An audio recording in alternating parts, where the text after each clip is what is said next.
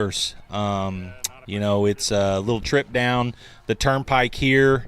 But before we get into tonight's game, let's go back to last Thursday. Tough football game for the Knights at a very, very talented Vian squad. Anytime you go on the road, including tonight, things are, subject to not being quite as smooth as they are at home at times. So it's tough to go on the road and play in general, especially in district play. But last Thursday night on the road at Vian, Jacob, was a struggle in more ways than one. It was a struggle for us with all of our equipment. Once again, we just didn't have what we needed. We didn't have a gray area. We were out in the open air, pretty much in the visitor bleachers, no electric. So we bought a generator. Was having issues with that. Had little to no cell service. Wireless to be able to stream the way we want to. So it was just a rough night, and the rough night was also on the football field, was it not? Yeah, it was definitely just hard to get anything going. The guys fought hard, they really did, but it just seemed like a night to where any opportunity we had to kind of gain some momentum, it was shut down pretty fast. Yeah, and when you're playing a team like Vian, and I don't know, I heard you say during the broadcast that they were ranked number one in our class. Yep. I don't know where we see those rankings at. Where did you see that at? So I've seen that some on Max Preps they've been put in first. Mm-hmm. I think I've seen rankings on Squirtle, Mm-hmm. but it's a tough district in itself, and they're undefeated. And yeah. There's three other undefeated teams in the state, but I would say that they probably have the best record. Yeah, and the only reason I ask that is now with the playoff system the way that it is. What you're ranked by, a website doesn't really matter, but what does matter is what we know about Vian and what we've known about Vian for a long time, and that is they are a hard-nosed, old-school mentality football team that places a lot of value on the line of scrimmage and having, not just talented athletes in the backfield, but guys that can not only run past you but can run over you. And you talked about it Monday night in our broadcast of the middle school about Mason Wright, number 2 for Vian, and he was just, you said it best Monday night, he was the best player on the field. Yeah, absolutely. Like I said, it's kind of a hot take, but I believe, the way our defense especially played is that we were better than Vian, we weren't better than number 2. There was a lot of opportunities where we were getting tackles on the backfield, gaining momentum. And then it was a QB draw or a read option, and he was taking it, and it was usually about a 20 to 30 yard gain every time. Mm-hmm. Yeah, and Vian definitely I felt had the advantage up front too. He was a good player. Again, I agree with you, probably the best overall player on the field last Thursday night. But we also talked about the size and athleticism of the guys up front at Vian. Yes. Even the best running back in the world, as proven by our Oklahoma Sooners, some of our, guys that are pretty good Division I running backs. If you don't have the blocking and you don't have the scheme to get people open, it still doesn't work out. But Vian's a complete football team on both sides of the ball. But even that being said, the final score wasn't indicative of to how the game was until about midway to late in the third quarter when they finally went up more than 2 scores, and then Henryetta just couldn't get anything going to battle back. But, we've got the ball, score, have a chance to score to cut it to 1 score right before halftime. Unfortunately, we have an interception.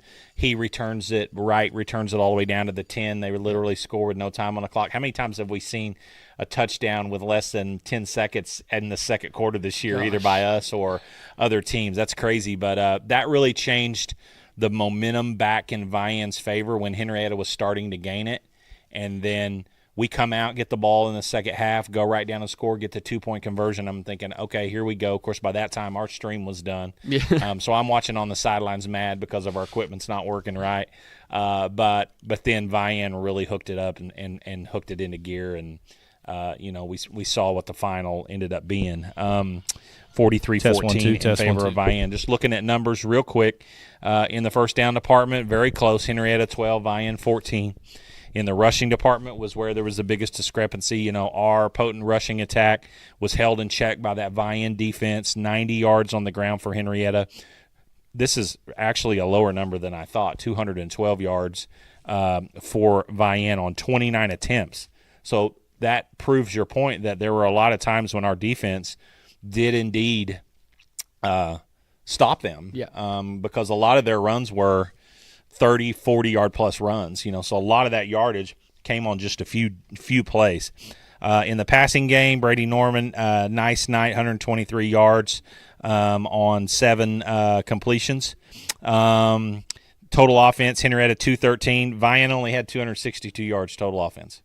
You know, a lot of that setup. We had a muffed or a bad snap on a punt. They got the ball to 15. So that they didn't have to drive very far for that. So, but anyway, in the turnover department, Henryetta had 1 interception. Vian fumbled 1 time. That was a big moment when we got the ball back after scoring, and that was when we were going to possibly cut it to 1. Yes. But anyway, in the penalty department, a little bit better for Henryetta. 10 penalties, 94 yards. Vian, 9 penalties, 85 yards. So that wraps up the numbers as far as that goes. Scoring by quarter, Mason Wright, 9-yard run with 7:41 mark in the first quarter. Kick failed. Mason Wright, 31-yard run. Kick was good. So it was 13-0 in the first quarter. Vian comes right back with 5:32, so not a lot of scoring early in the second quarter. But at 5:32, Micaiah Mendoza, 28-yard field goal. William Perez, with 41 seconds to go, on a 4-yard run, cuts it to 16-6. And then we end up getting the fumble, going down, trying to have a chance to score there. Wright picks off the pass, returns it down, and Tyson Murphy finished off the first half with a 14-yard pass from Cash Trammell. Kick was good, so it was 23-6 Vian at the half. Coming out in the third quarter, James Miller scored on a 3-yard pass from Brady Norman. Gavin Williams with another 2-point conversion from Brady at the 7:14 mark. It was 23-14, and all of a sudden, Henryetta looked like they were going to make that Beggs run late in the game. But Mason Wright had a 33-yard run with 5:16 to go. Kick failed. Tyson Murphy, 19-yard pass from Mason Wright. So Wright was throwing, he was running, he was, you said it best. He was a great player. And then he capped off in the fourth quarter, Mason Wright with a 5-yard run to make the final score 43-14. Just individually, just not a typical night, but when you face a team like Vian, your numbers are probably going to go down. You know, Jason Powder saw his lowest average or his lowest net gain in a game at 38, and Nathan White was right there behind him at 37. William Perez with 31 yards on the ground. Again, Brady, 123 yards passing. Will Perez with 63 yards receiving. Gavin Williams with 44 yards receiving. Nice night for Gavin there. And then Nathan Nail with 13 yards. Nathan had a big interception as well, and James Miller had the 1 catch for a touchdown. On defense, Taylor Hamrick led with 11 tackles. James Miller with 7. These are not in the appropriate order. Nathan White actually, and I thought Nathan Tater played really, really hard late in the game. He kept playing hard. He had 14 tackles, so he led the team. Taylor with 11, James Miller 7, Jordan Miller 4, Jason Powders 4, Gavin Williams 4, Landon Jones and Will Perez and Damon Arthur had 2, and then Nathan Nail, Jason Scott, and Blake Gaxiola with 1 stop apiece. So, tough ball game. That more or less, kind of with 3 weeks left, I won't say seals the deal with Vian to win the district, because they still have to play Valiant, I think. And anything can happen, which would be interesting if Valiant wants to beat Vian and Henryetta wins out. It would be a 3-way tie for first place, and it would go to district points. So, I don't know how that would all play out, but, that doesn't really matter at this point. It doesn't. The Knights travel to Antlers tonight, and that's all we should be concerned with. We do have another game next week at home versus Spiro, and then the final Week 10 senior night is at home versus Atoka. So the only thing we'll say about those games is if Henryetta can win these 3 in a row, starting with Antlers tonight, they will secure second place district runner-up and will host a first-round playoff game, which going to the playoffs is important. Playing at home in the playoffs is even more important, and those goals are still right in front of Henryetta. And they start tonight at Antlers. What are your thoughts? Man, I know that this offense is hungry. I mean, they were in a tough battle last week. You know, Jason, before going into last week, was leading the Class 2A2 in the rushing department, and was kind of shut down in Vian to a point where Wright ended up surpassing him by now 19 yards to lead Class 2A2. So, I mean, I know I got to talk with QB1 Brady a little bit, and he's kind of said the same thing. They just not happy with the performance, and they really want to capitalize this week, and they have the opportunity to. You know, going into Antlers, they're 2-5. Their wins are Morris and Wilburton. They played a little bit closer, a little bit better against Wilburton than we did. That was kind of an off night for us. It's a long drive, but this is going to be a long drive too. So the guys got to make sure that they're well rested, have the right mentality coming in. It's going to be a tough environment. It's not going to be easy for sure. So if we can just capitalize on tonight, I think we're going to be all right. Yeah, interesting. Two takes that I have. One was something that I saw on the field on Thursday night last week. You know, we talk about leadership. We talk about the penalties that have killed us. There was a moment in the game when I was down on the sidelines and I was watching when we had a player who was potentially moving in the direction of a personal foul penalty. And I saw a senior, Jason Powders, grab him by the jersey, turn him around, and send him to the huddle. Mm-hmm. That stood out to me. Yes. Secondly, what you said about Brady. Normally when, you know, those guys come around me after a loss, you're trying to find things to say to them that make them focus on what's most important and, you know, learn from whatever you need to learn from, but let's move forward. Instead of me talking, Brady talked yesterday and said, I'm just not happy with how I played, you know, but in the end, what matters most is still ahead of us. Yeah. This is all his words. He goes, in the end, I could play great the first 10 weeks, and if I don't play well in week 11, it doesn't matter. So my goal is to keep getting better and play the best I can in week 11. And I'm like, fist bump right on. Yeah, absolutely. You know, and so that hopefully is, you know, is a sign that Henryetta is ready to put that behind them and move forward. And I have a feeling that Mr. Powders will jump back into the positive category and get that average back up there starting tonight against Antlers and really all of our teams. So we wish them the best. If you can't be there tonight, we're going to do our very best. Again, we're unsure of what we're dealing with. There is no press box space for us. So as of right now, our plan is to be down on the sideline area at a table with our sideline camera up in the bleachers, giving you guys field view. We'll be more or less watching the best we can, looking at our monitor screen, kind of almost calling the game from the monitor screen. But most importantly, as long as we have good internet service and we have power, we'll at least be able to let you see what's happening in Antlers, and we'll do our best to fill you in on the stuff on the side. So we're excited to get back on the field Friday night. Hopefully you guys can make the trip down the turnpike. If not, join us right here on Night Vision TV. Our pregame will start somewhere around 6:30, and we will kick it off at 7. So, Jacob, great job today, and we will see you guys tonight in Antlers or here on Night Vision TV. You guys have a great day.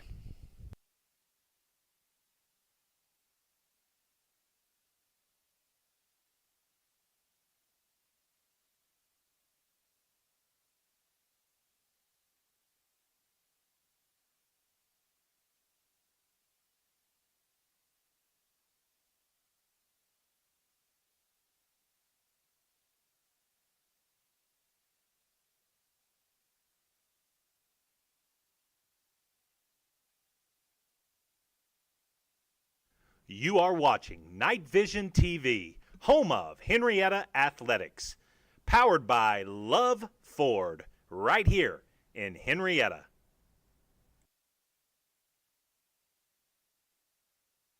Hello, Henryetta. Brad and Brian here with Love Ford. We are proud to showcase our town on our radio show Saturday mornings on the Sports Animal. And check out our podcast on YouTube.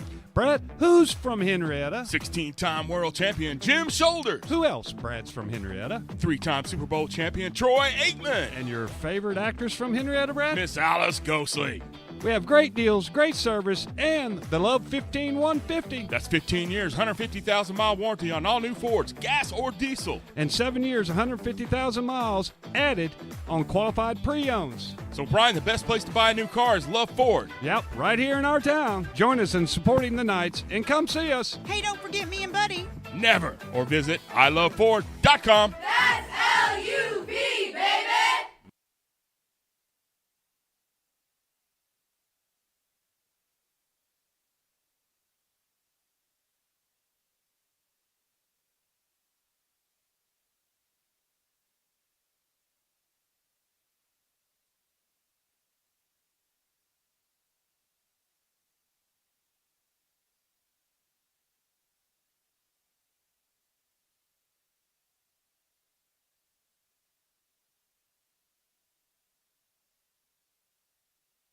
A one-of-a-kind experience awaits you at River Spirit Casino Resort.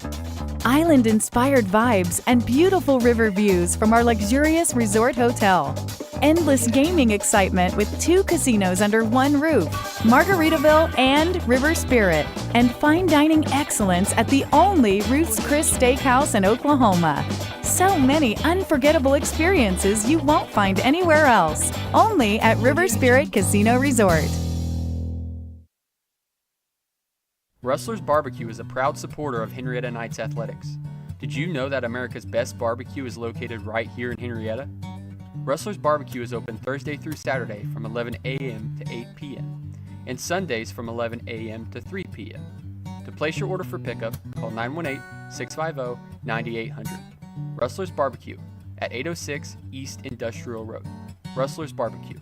Rustled right up just for you.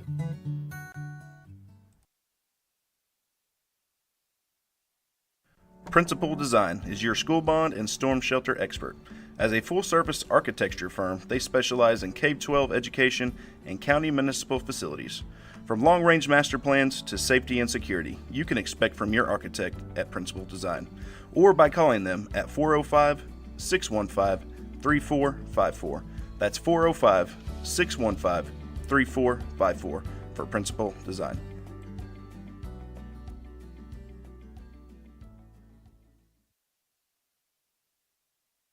Is your organization tired of tech headaches? Let Shipman Consulting handle it. From cybersecurity to managed IT services, we keep your IT running smoothly so you can focus on what matters most. Call Shipman Consulting today and experience hassle-free IT. 918-200-9543. That's Shipman Consulting. Shipman Consulting is the proud sponsor of wireless internet for Night Vision TV. Night Vision TV would like to extend their sincerest appreciation to Love's Travel Stops for their generous donation to Henryetta Public Schools.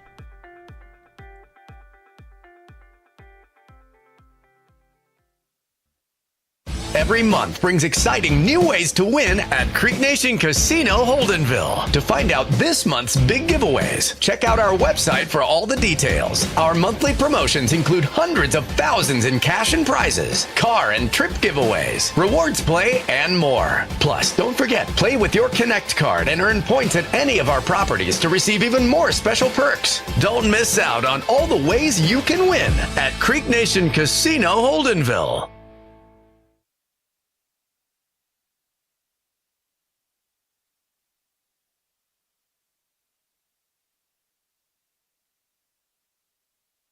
The Muskogee Creek Nation Reintegration, located in Henryetta, Oklahoma, offers adult reentry and at-risk youth services, as well as fiber optic technician training.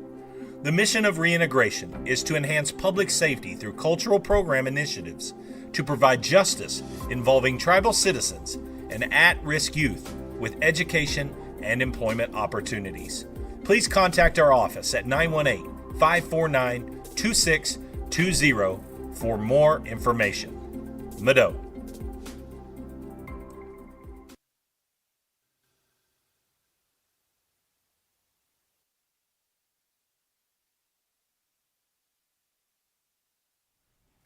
Faith Church is a proud sponsor of the Henryetta Knights. Here's to a great season. And no matter what season of life you are in, Faith Church has something for you. We would like to invite you to join us in person at one of our weekly worship services. On Sundays, we have traditional service beginning at 9 a.m., followed by our contemporary service at 10:30 a.m. You can also watch us online at faithchurchnow.com. We hope to see you soon. Go Knights!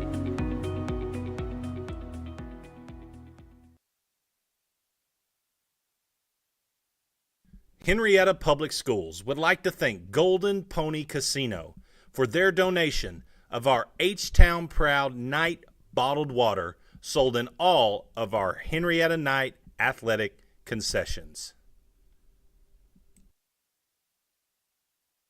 The American Exchange Bank has been the pillar of this community since 1933. This bank has a great future.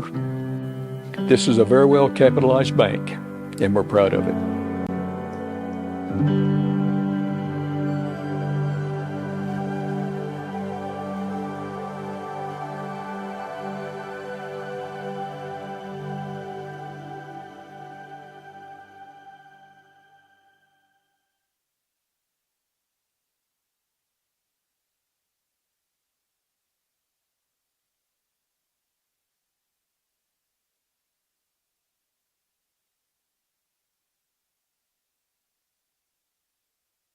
Hometown Healthcare Solution is a family-owned and operated healthcare company.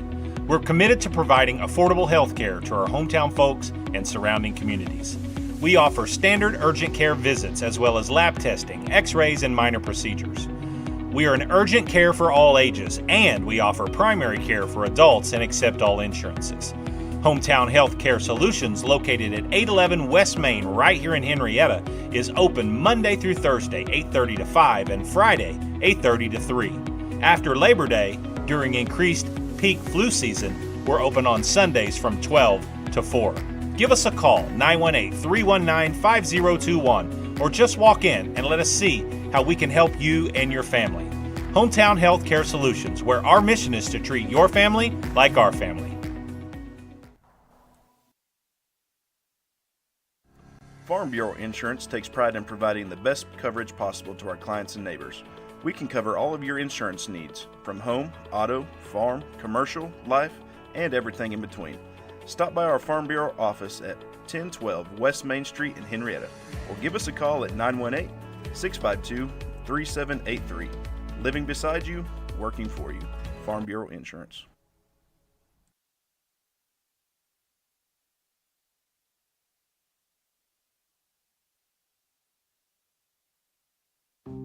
Digital Dilemmas presents.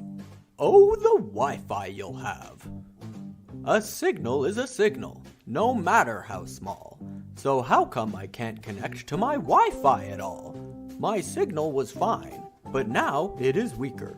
Not here nor there, not even when I'm nearer. I think it's because your router is too close to your microwave. Placing your router close to many common electrical devices, such as microwaves, baby monitors, and cordless phones, can disrupt a signal. For stronger signal throughout your home, it's better to place your router away from other electronics, ideally in a central location. Stay tuned for more Digital Dilemmas. We watch Night Vision TV. We watch Night Vision TV. We watch Night Vision TV. I watch Night Vision TV. Me too. We all watch Night Vision TV. Are you?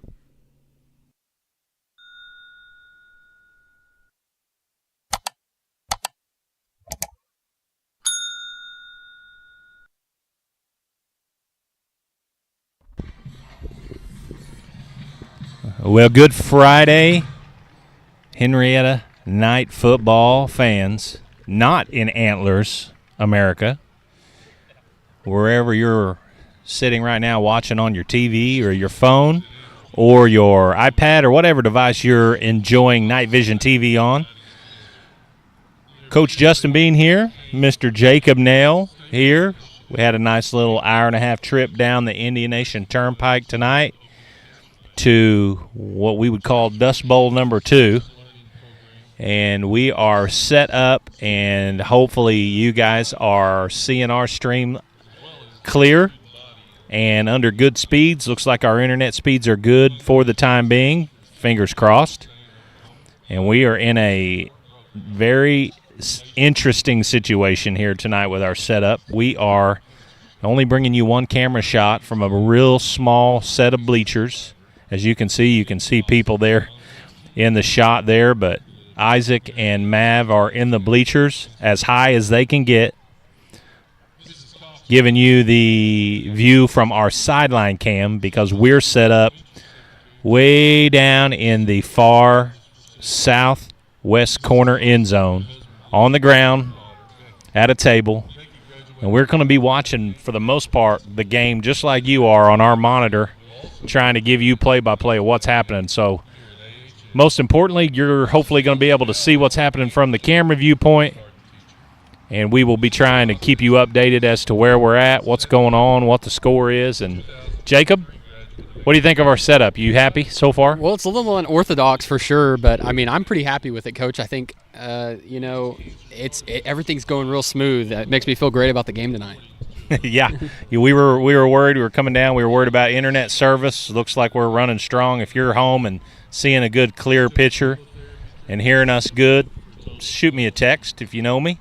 Let me know that we're good to go, and we're going to bring you some night football tonight. The Knights enter tonight's game with a 3-1 record in District 2A8 play. We got people walking in behind us talking. You're probably hearing a little bit of that as well. That's Coach McGill's wife, Jenna, talking loud behind us. But the Knights 3-1 after a loss to Vian last week, who improved to 4-0. But Henryetta is still in position, Jacob, to do just what they set out to do, make the playoffs, and they're still in position to host. Yeah, absolutely, Coach. Right now, as they're sitting in the standings, with the point system, which the point system is irrelevant right now because of when it comes down to records because of the Valiant win. But as of right now, Valiant has more points than Henryetta. So from a point standpoint, they're second place. But as long as everything goes to plan, we can win out. And Valiant doesn't play crazy against Vian and upsets them, which it could happen. Anything can happen on a Friday night. But as of right now, set to host and ready for tonight, and hopefully some more playoff success as well. And that's the only way that the point situation would come into play is if Valiant was to upset Vian. And I'm not sure what week they play. I know Valiant is at Morris tonight, and they probably most likely won't have any trouble there. Vian faces off against Wilburton, and you got to think they're going to handle them. So the Antlers Bearcats come in tonight's contest off of a district win last week over Wilburton, in which they won by 10 points. Looks like our guys trying to set some focus up there. Once again, they are not very far from the football field. And so, Jacob, if you need to go help them get that set, you can. I'll hold it down if you can't get a hold of them. So, but yeah, you can see you're going to be seeing some helmets there. And the bottom, you can go ahead. You're live, but it's fine. The fan clicker. So Henryetta and Antlers in the coin toss right now.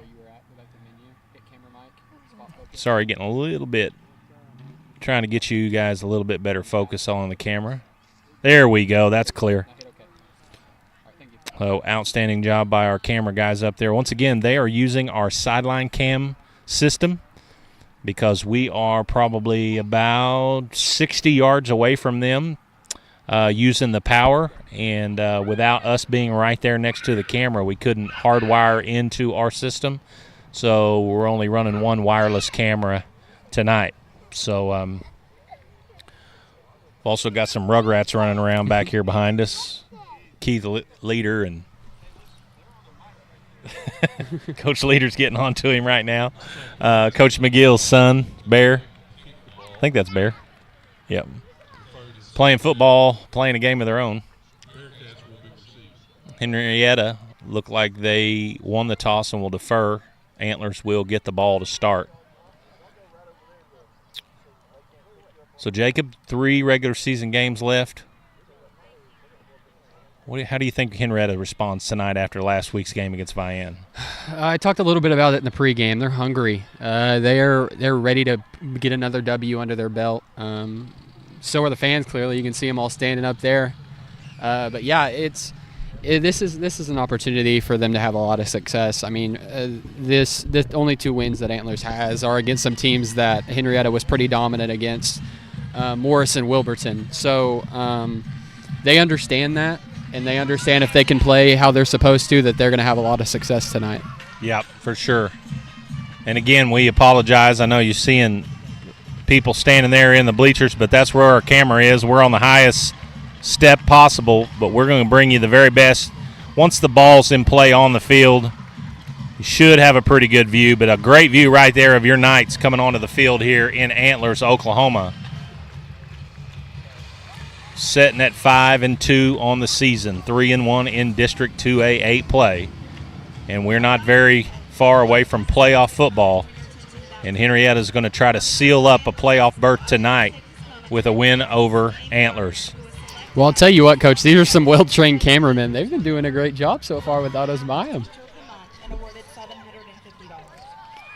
Not sure if you guys can hear Antlers' loudspeaker, but that dude's loud.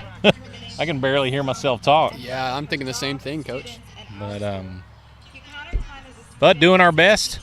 Glad to be with you guys again. I know last week was kind of a cluster at Vian. We didn't have very good internet service, and our generator died to my fault. There was a situation with a generator I was unaware of, and so we're running off regular power tonight, so we should be good in those 2 areas. The only hiccup is we are more or less watching the game on the screen with you because we're on field level, and it's going to be difficult to tell exactly where the football is at times. So we're going to use our camera view just like you. We'll try to bring you as much play-by-play and color commentary as we can.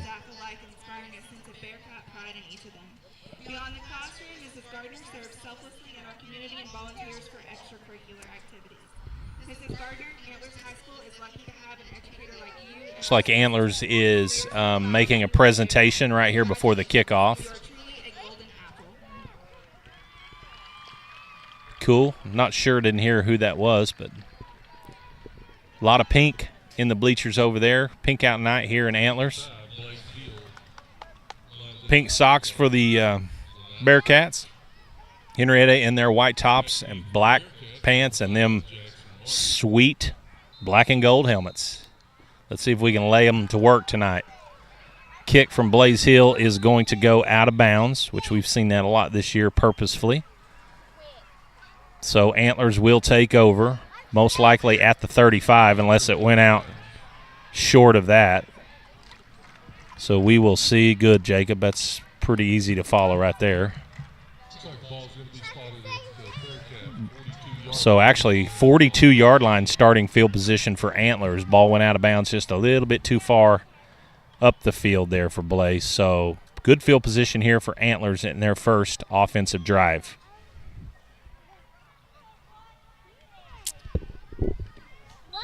Don't have Antlers roster for tonight. 47-yard line is what they've just announced, so Antlers coming to the line in wishbone formation right there, Jacob. Handoff up the middle. Pick up a 4 or 5 on the play. Looks like power football coming at us tonight. Couple pretty good-sized young men there for Antlers, 65, 55, and 58. All standing 3 or 4 or 5 inches taller than any kid we've got on the defense right there. So 49-yard line of the night. So pickup of 4 on the play. Other thing we're going to have trouble with is the chains are on our side. So we're going to be depending on the scoreboard a lot for the down and how many yards to go. 2nd and 6 is the call. Looks like penalty flag on the play, and that's going to be offsides against the Knights. Giving us a little taste of our own medicine right there, Jacob, going on 2. Yeah, absolutely. Only seen one play so far, but yeah, the size difference is a little bit more unexpected for a team that's 2-5. Yeah. In our district and teams that we've played already. So I'm excited to see how the strength of this defense comes in hand tonight. Look at the quarterback, Jacob. He's the littlest guy on the field right there. Yeah, he is, Coach. I bet he's got a big heart though. Wishbone formation again. Hand off to the running back. He's got a room right there up the middle. Nice gain. So that Antlers offensive line and opening up the hole. And that's going to be good for an Antlers first down. Take the ball all the way down to the 41-yard line. Now check that, 36-yard line. Again, I'm watching our monitor here. Thank goodness for big yard markers they've got. Which last week they didn't have any. So that's true. Definitely not going to take them for granted. First and 10 for the Bearcats. Same play off the left side. Gets across the line of scrimmage. Carries a few guys with him. Another pickup of 3 or 4 on first down. Yeah, so I got to talk to Nathan a little bit earlier this week about this game, and it was after they had watched plenty of film, and I talked to him. I was like, so what's the situation? What's the situation this week? And he's like, well, defensively, I'm going to have a really boring night.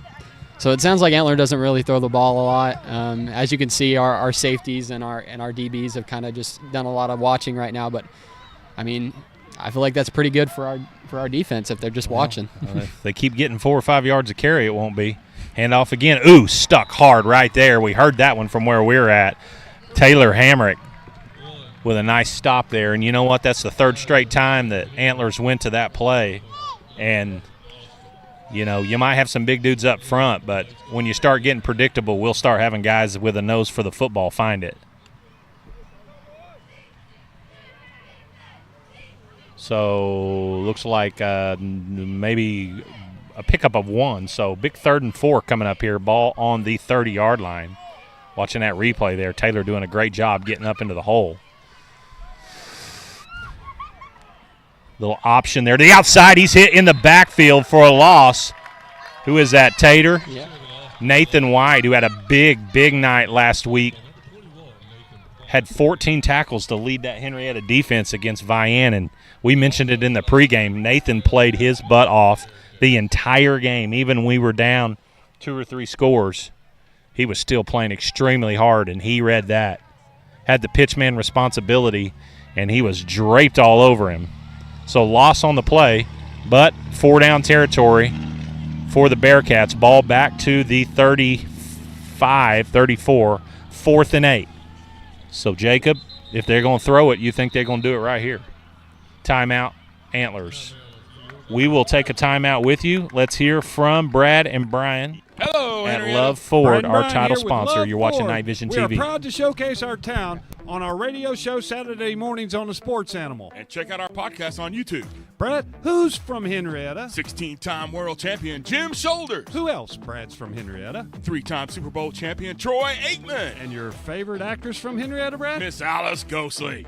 We have great deals, great service, and the Love 15-150. That's 15 years, 150,000-mile warranty on all new Fords, gas or diesel. And 7 years, 150,000 miles added on qualified pre-owns. So, Brian, the best place to buy a new car is Love Ford. Yep, right here in our town. Join us in supporting the Knights and come see us. Hey, don't forget me and Buddy. Never. Or visit iloveford.com. That's L-U-V, baby. 3, 2. Bringing it right back in on time for 4th down. Handoff to what was the quarterback. He is hit in the backfield by 45, Blake Gaxiola, on a big loss. And that Henryetta defense stands tall right there. Blake doing a great job reading up the field. We talked about him last week not being full strength, but he looked pretty good right there, did he not? Yeah, this is about the time, that they were telling him his healing process was going to be pretty much summed up, and he's been playing on that leg, and I have a lot of respect for him because I know it was painful, and you could see it on the field. But, no, that's definitely a healthy play for sure. Started to say, if he's been healing while playing pretty much full-time both sides of the football, that's a tough guy, which we already knew that when you break a bone in your leg week 2 and you're back in week 7. He's back tonight, and Henrietta's back on offense. Brady Norman, ball at the 40-yard line. Snap. Play action, quick pass out to Will Perez. Nice gain. Almost got to the 50. Looks like he's going to mark him at the 48. So pickup of 8 on the play. So nice job on first down right there by the Knight offense. Sure, Antlers was looking for a run.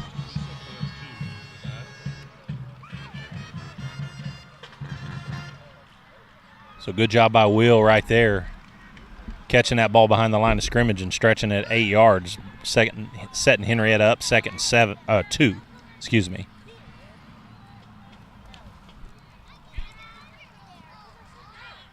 Hand off to Jason Powders. Breaks one tackle, gets out across the 50, down to the 47, and that's going to be good for an H-Town first down.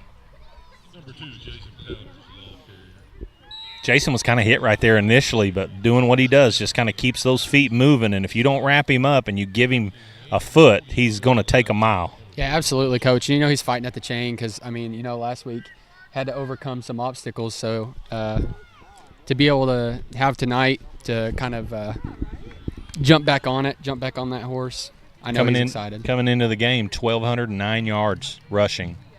Inching closer and closer to Nick Hudson's single-season record. Handoff right there goes to Nathan White. Nathan with a positive pickup on the play on 1st and 10. Ball was originally spotted at the 48. Skylar Morris talking really loud behind me. Just joking. People not used to the radio or the TV station being down there in the corner of the end zone. So the ball's inside the 45, not quite to the 44. So pick up a 4 there by Nathan. 2nd and 6. 6:32 to go here in the first quarter. Handoff goes to Nathan again. Nice cutback right there. Cuts back up the middle. Got a little bit of room. Breaks in a tackle. Good job. Breaks in a tackle. Nice job there, Justin. But great run by Nathan White. Ball all the way down to, looks like the 26, 24. Once again, even if we were sitting in the bleachers from where the camera is, you can't hardly tell which yard line that is. All I can see is the 40, just like you can at home. 1st and 10 at the 24-yard line. Henryetta spreading the field a little bit. Brady back to pass, looking, rolls a little bit to his left, fires, and it's out of bounds. Intended for, I can't see that number right there. I think it's Nathan. Was it Nathan or Nakona? It looked like number 8, but I may be wrong. So I'm not 100% sure. But yeah, it was Nakona. Is it Nakona? Yeah. That's good. That's good news. Kona was able to play because I know that there was some talk of him. He's dealing with an illness right now. So, yeah, he's not 100% tonight. So incompletion on first down. Bring up 2nd and 10 from the 24. Of course, we're in 4-down territory here. Jason right next to Brady in the gun. Snap, hands off to Jason. Cuts it up the middle. Good job. Hard run right there. I'll tell you what, even in the camera view when the ball's down there, it's hard to see. We're so low, you know, you just see the runner go into the line. You see a lot of linemen standing around, so pickup of 6 on the play. So nice carry there for Jason on 2nd down. Again, as I was saying, Jason inching closer and closer to Nick Hudson's single-season rushing record. Again, Jason started tonight 1,209. Nick finished with 1,620. So Jason less than 400 yards away. Henryetta trying to draw Antlers offside, and it looks like they did. So a little bit of medicine back at them right there. So that's going to be good enough, I think, for a first down. Yep, 1st and 10, Henryetta. So the Knights with a nice stand on defense to start the game. Now took the ball over at about their 46-yard line and are marching deep into Antlers territory all the way down to the 13. Not quite 1st and goal. 1st and 10 from the 13. Tell you what, Jacob, it's I'm ready for some cold football, but I'm glad it's not tonight with us sitting out here on the field. No, I found myself earlier talking about how humid it was and griping about it, but as cold as it was last weekend, I take back everything I said. Handoff to Jason. He's got a blocker, got room. Look out. Breaks the tackle down close to the goal line. Looks like he's down at the 1. Maybe the 2. Great play call right there. Doing a good job up front, and from our view there, it was great seeing the lead blocker. Not sure who that was, but Jason was riding his hip. Takes that ball down to the 3. Good enough for another H-Town first down, setting up 1st and goal. 4:30 and counting here in the first quarter. So from the 3-yard line, Brady hands off to Jason.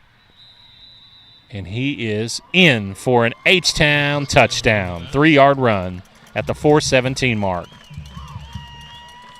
Nice first drive, right, Jake? Yeah, Coach. I mean, you can't script it pretty much better than that unless it's a one-play drive. I mean, the run game was really successful. There wasn't really any play. There was like one incompletion. There wasn't really any plays that didn't go for at least 3 yards and a positive gain. So, I mean, you can't really do it much better than that. Yep. Blaze Hill on, number 55. And junior. Kick is up. Oh, that looks good. That's the one thing this angle gives us. We can see right through the uprights, and that's right where the football went. Good job, Blaze Hill. So Henryetta leads it 7-0 here early in the ball game. You're watching Night Vision TV. Let's hear from River Spirit Casino, who their sponsorships making tonight's game happen with the wireless system that they sponsored. Thank you, Muskogee Creek Nation and River Spirit Casino. We'll be right back. A one-of-a-kind experience awaits you at River Spirit Casino Resort. Island-inspired vibes and beautiful river views from our luxurious resort hotel. Endless gaming excitement with 2 casinos under one roof, Margaritaville and River Spirit, and fine dining excellence at the only Ruth's Chris Steakhouse in Oklahoma. So many unforgettable experiences you won't find anywhere else, only at River Spirit Casino Resort. 2. Welcome back. Thank you, River Spirit Casino, for making it possible for us to bring you action even when we do not have space, power, all that good stuff. Henryetta going to kick it off. Blaze Hill once again. Got a mosquito on our screen there. Blaze doesn't go out of bounds that time. Kicks it up the middle. Little handoff reverse to, is that the quarterback? I think so, Coach. Decent return there. Going to get it out to about the 35, maybe less, which is where it would have been if we'd have kicked it out of bounds. So, you know, and as we inch closer and closer to playoffs, Jacob, it's important that when given the opportunity, we need to try to pin offenses further down the field than at the 35. Yeah, absolutely, I Coach. know out of necessity we've been doing that, but. Yeah, there's always going to be big plays, but especially once you get into playoff time and your defense is more sound, there's both sides of the ball are going to have to create sustained drives. And if of course there's time of possession if the team is, going to drive down the field, it's going to take more time, but it'll exhaust an offense. First down. Here comes a big play right here for Antlers. The running back doing a good job of just kind of working his way through the line, gets it all the way out to the 45. So first down on first down for Antlers. And, when you're giving a team starting field position at the 35 or 40, one first down puts them in our territory. So they're not quite there yet. 45 of their own, Antlers, still in that wishbone formation. Content with running the football. And nice play. Oh, football's on the ground. Henryetta may have it. Go back to the replay right there, Jacob. It is a fumble, and Henryetta is going to recover. If you watch on this play, trying to run off tackle on the right side, if you've got it, let's see, somebody completely submarined the runner. Oh, it just went off. Oh, guess who? Nathan White. Ball pops out, picked up by Taylor Hamrick, 51. Nobody even knew Taylor had the ball, including us. So big defensive play there by Mr. Nathan White. Having another great night already on defense. And we always told you Taylor Hamrick's always around the football, and when it comes bouncing, there he is. So Henryetta back 1st and 10 on offense. Whistles here.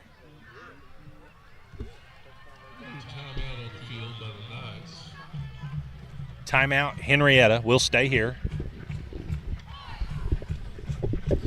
Dude, you know, one thing to talk about there, Jacob Tater, who led the defense last week, 14 tackles from the safety position.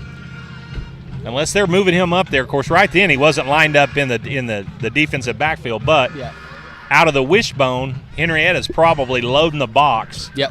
And Nathan kind of put himself almost in an outside linebacker position. But last week, to have 14 tackles from the safety position is pretty impressive against Vian. Yeah, absolutely. There's not a lot that gets by Tater in that safety position. And I say that there's not a lot that gets by, but there aren't very many times where he's not in the backfield, you know. So he's always there to go make a play. Got another text talking about the great view of the game. We may be low, but we're close. So you guys are seeing a little bit up close and personal to the action. So we'll take one for the other. Screen right there to Gavin Williams. He's got room, trying to get a block. Breaks a tackle. Look out. Gavin Williams down the sideline, and he is in for an H-Town touchdown. Bubble screen to the wide receiver there, Gavin Williams. And you know what, Jacob? Gavin's had a couple of big-time two-point conversions the last 2 weeks. And this week he says, guess what, I'm going to triple it up and get me 6. Yeah, this screenplay is something we've seen in the past and had a decent amount of success on. I'm not going to say took it from Beggs, but it was something that we added to our arsenal in that game, and we've been using it since, and Gavin's done a great job. Great call right there. Great job by Brady hitting him right there on that little hook. And Gavin doing a good job of breaking a tackle and then outrunning the rest. Ball's partially blocked. So extra point is no good. Henryetta leads at 13-0. 3 minutes, 26 seconds to go. Let's hear from one of our sponsors, Rustler's Barbecue. You're watching Night Football on Night Vision TV. Rustler's Barbecue is a proud supporter of Henryetta Knights Athletics. Did you know that America's best barbecue is located right here in Henryetta? Rustler's Barbecue is open Thursday through Saturday from 11 a.m. to 8 p.m. and Sundays from 11 a.m. to 3 p.m. To place your order for pickup, call 918-650-9800. Rustler's Barbecue at 806 East Industrial Road. Rustler's Barbecue. Rustled right up just for you.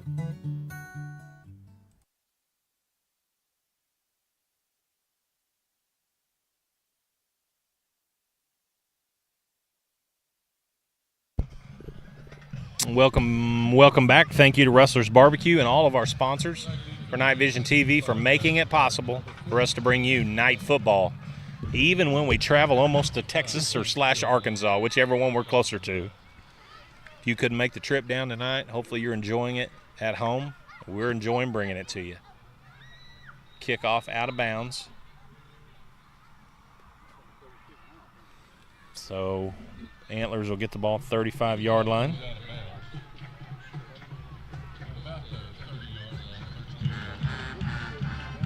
I should mention, actually I'll mention that in just a little bit about tomorrow. We got a big event coming up in Henryetta.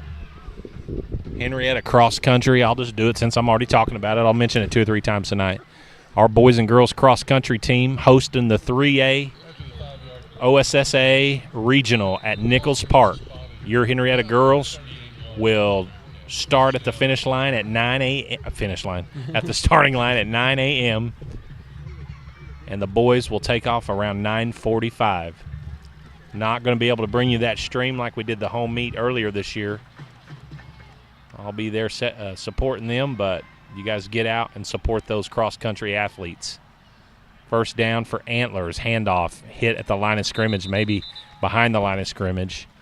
Having a hard time seeing, looks like Jason Scott right there. And Bub Miller. Good to see Bub back up. He was gimpy at the end of the game last week. But if you guys got to watch Night Vision this week, and if you didn't, go to Facebook. Check out our interviews with Coach Tim Gillespie, longtime track and cross-country coach, talking about the program. and Kinley Kaler and Stormy Waukee in their interview yesterday, taking you into the mind of a cross-country athlete. Did you get the chance to watch that? I haven't yet, Coach, and that is my bad because I had to mess around with the videos for a little bit, and you'd think I would have, but it's definitely something I'm going to have to check out for sure. Pass on that play, second down. Nathan said that he wasn't going to get to do much, but he had to cover a pretty tall receiver right there, but the pass was entirely too tall for number 11. So Nate got to play on that. Yeah. Yeah, I know our DBs aren't expecting a lot, but other than the run game, but they got to make sure they're on their toes and ready every time that ball is snapped. You know, the clock stops there, but if the ball stays on the ground, this game will go pretty quick tonight. Unless we have a bunch of penalties. And which is something we're not used to, Coach. I feel like our last 3 games have gone, 3.5 hours. Quarterback rolls out to his left. Pass is caught, but he is hit immediately. Who is that? Guess who? You talk about nose for the football. Tater's got a nose, 2 eyes, 2 ears, and a chin right now. Just very impressed by him. Spells Jason in the backfield at running back. Had a couple nice runs, but 21 getting it done. So 4th down and 7. Looks like Antlers will punt. Well, he's not very deep, is he? Oh, he's gonna fake it. Trying to get around the corner. No, he is not. There's that guy you said struggling this week with illness, but no struggle there. Number 8, Nakona Johnson. Nice stop there on that 4th down fake punt. It looked weird. That guy was way too close to the line to punt the football. Yeah, and I feel like our defense kind of knew because they jumped on it pretty quick and were pretty aware of the situation. But if they didn't know, that's some pretty good awareness by our Henryetta defense for sure.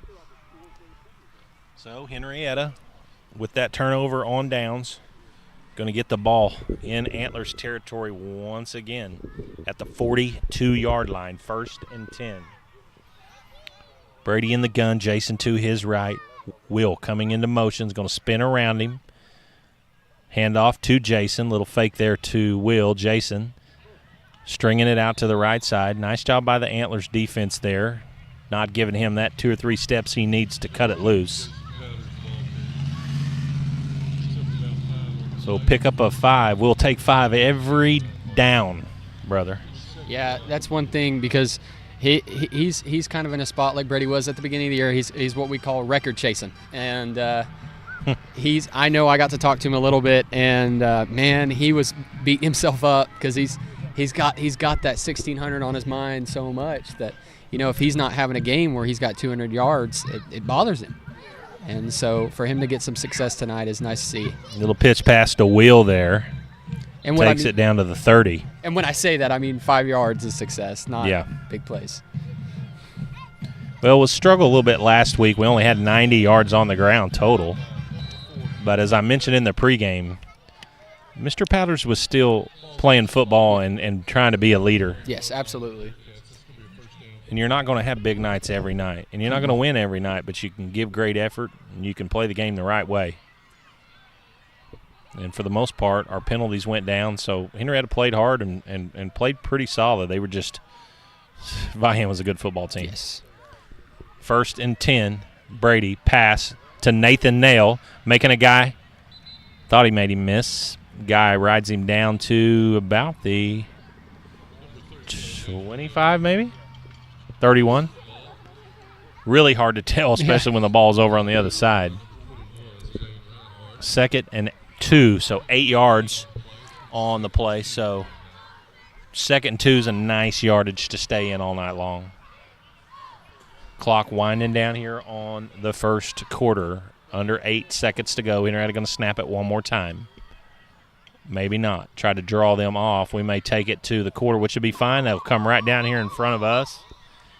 And so that is the end of the first quarter. Henryetta up 13-0 here in Week 8. Principal trying to increase that district lead or district record to 4-1 and clinch a playoff berth tonight with this win. We will be right back. Let's hear from Principal Design. You're watching Night Vision TV. Principal Design did it is your again, school where I bond just and clicked storm over shelter it. expert.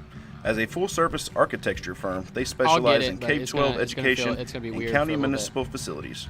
From long-range master plans to safety and security, you can expect from your architect at Principal Design, or by calling them at 405-615-3454. Do it. That's 405-615-3454 for Principal Design.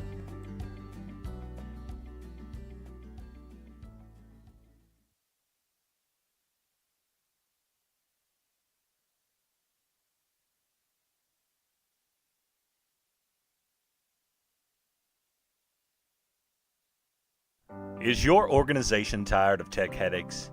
Let Shipman Consulting handle it.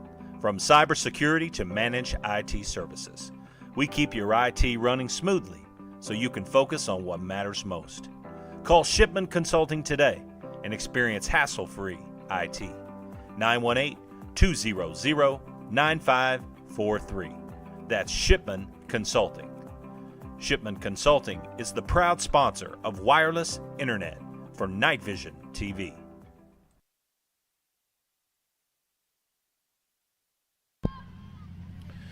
And bringing it right back in, looking a different direction, kind of almost down here by us, so we'll need to pay attention, Jacob, make sure we don't have a ball come at us. Brady, pump fake, throwing deep, looking for receiver, looking for Gav again. Nice job by the defender there.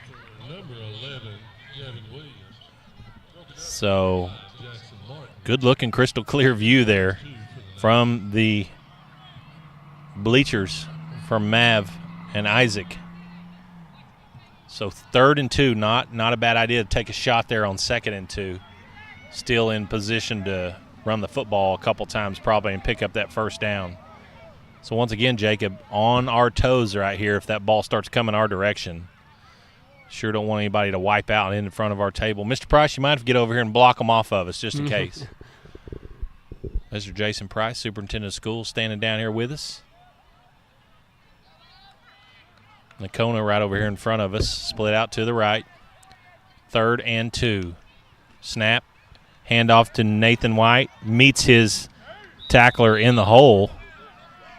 Looks like he's going to pick up enough for an H-Town first down. Nice job there, number 5 for Antlers. Met Nathan in the hole and got up and slapped him on the helmet. Pretty much telling him, dude, nice hit. Nice sportsmanship there. Tater gave it back to him.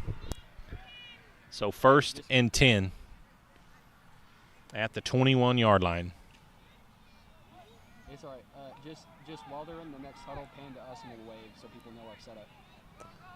Here we go. And just zoom in on it. 1st and 10. Tater in motion. Handoff coming our direction, right at us. Trying to beat that guy to the boundary. Tackled right here in front of us.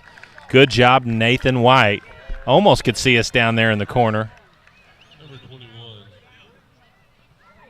Literally where Nathan was tackled, we're not 10 yards from where he's at, sitting on the ground. So I thought that was going to be our first sideline action, if you know what I mean. 1st and 10, pickup of 11 on the play. Ball at the 10-yard line, maybe just outside the 10. They're going to call it 1st and goal. Brady in the gun. Will split out to his right, going to go in motion. Handoff to Will, trying to cut it on the outside, trying to string it. Ooh, nice play there by number 11 for Antlers. Will just kept waiting to try to get an open lane there, and number 11 shot out of nowhere to tackle him for a pretty considerable loss, 6 yards on the loss there. So 2nd and goal from the 16. So get ready here, Jacob. I got a feeling brother's coming this direction. Okay, so just after this drive, just pan down to me and Coach B, and we'll wave or something and talk. Keep it on us for probably 10 seconds. Nathan in Nakona. Split out to the right. Brady's going to roll this way, looking. Pass is to Nakona, caught and down immediately, but almost gets back to the original line of scrimmage, about a yard short. Good job of going up to catch that football there by number 8, sophomore Nakona Johnson.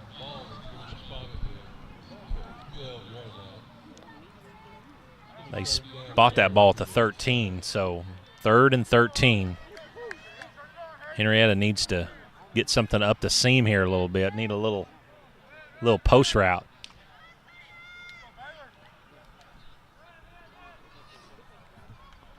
This is Bub Miller territory right here. 3rd and 13. Norman, plenty of time, looking to pass. Zims one right there to Will Perez. Ball down to the 4-yard line. Nice ball there by Brady. He stuck that in a window there, Jacob.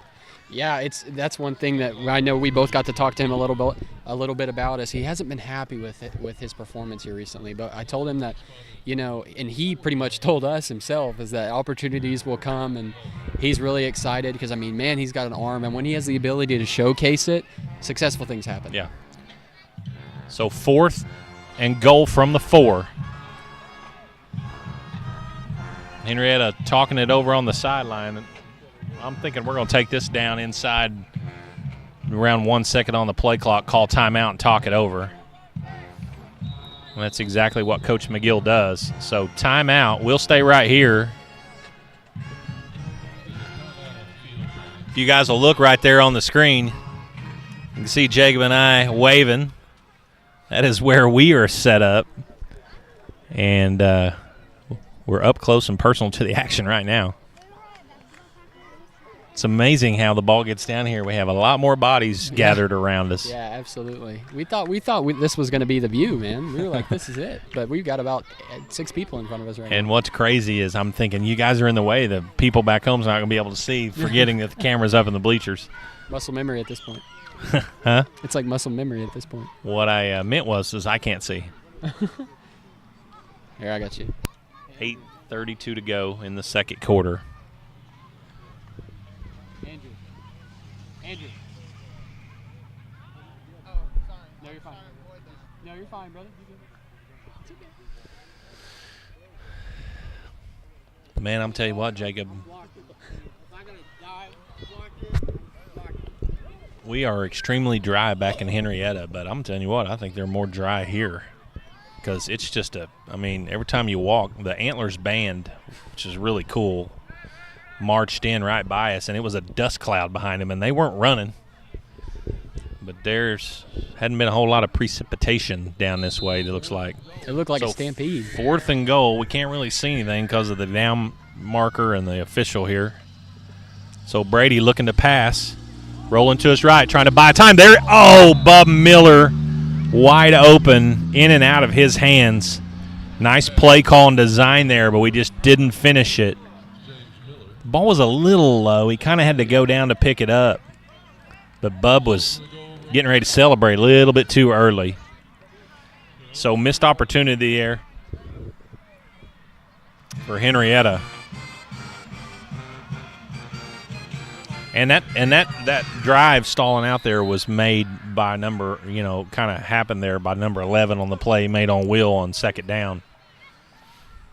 Tackling him back near the 19. So Henryetta moved the ball all the way down to the 4, so picked up 15 yards, but went backwards first. Got to think we're going to be seeing some pressure here, Coach. Yeah, we'll see. We're going to see it up close right here. 1st and 10, Antlers. Pitch to number 40 to the right. Good job by Henrietta's outside contain guy there to turn him back up. Jason Scott, number 30, on the tackle. Did pick up 3 on the play. I'll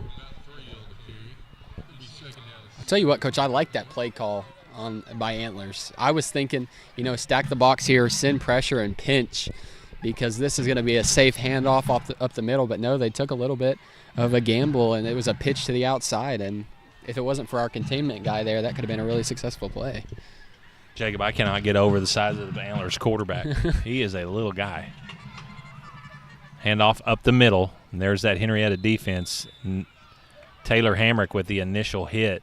Pickup of maybe 2 on the play. Gets the ball down to the 9-yard line, up to the 9-yard line, I should say. Bring up 3rd and 6, maybe a pickup of 1 only. So 3rd and 6. So Antlers You would think going to try to get outside or throw the football right here. And they may just be content with trying to pick up 3 or 4 more and getting some room to punt the football too. Receiver split to the left, still in that bone. 44, the fullback motions out. Pass, look out! And he is hit in the backfield right at the line of scrimmage by none other than 21, Nathan White. So we talked about they were going to try to go wide, but not with 21 standing there. And the play didn't develop clearly, but I'm telling you, number 11 out here on the outside was not blocking. He was running a route. So I think that was a design play for it to be a pitch to a throw. The ball spotted at the 3, which I have no idea why it's at the 3 because we literally hit him at the 1. Punt is away, takes a, we'll call it an Antlers bounce. Kind of went sideways there, but Henryetta going to have great field position. Even though our drive stalled, Antlers couldn't go anywhere. And we'll stay with you because Henrietta's offense is out on the field. Man, sometimes I think about it, and I know our sponsors probably do too, is a media timeout every once in a while, as if it's college ball, would be kind of useful. Trying to get these commercials in here. Well, we did get to run all our commercials before, right Yes. after pregame, before we came on the air, so feel good about that at least. I think we got them all in. And we'll get some in halftime as well. Yep, 1st and 10. Henryetta, ball on the 37. Hand off to Powders, following his blockers. Tackled by an ankle there. Nice pickup on 1st down. Ball is going to get all the way down to 6 on the gain. 32-yard line looks like. Yep. Ball spotted 32, 2nd and 5. And something's different we're seeing from number 2 tonight is he's running a lot more to, like, he's picking and choosing when he wants to. You know, a lot of times we've seen him running downhill. Yeah. So it's interesting to see why he's picking and choosing tonight. Oh, ball on the ground. Brady picks it back up and gets hammered.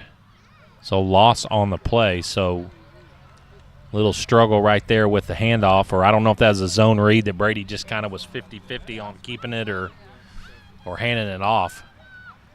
Either way, lucky to get the ball back in our hands. So it's going to be a loss on the play to the 34, loss of 2. That'll set up 3rd and 7 for Henryetta, but 4 down territory most likely. 45, Blake Gaxiola checking in, Bub Miller.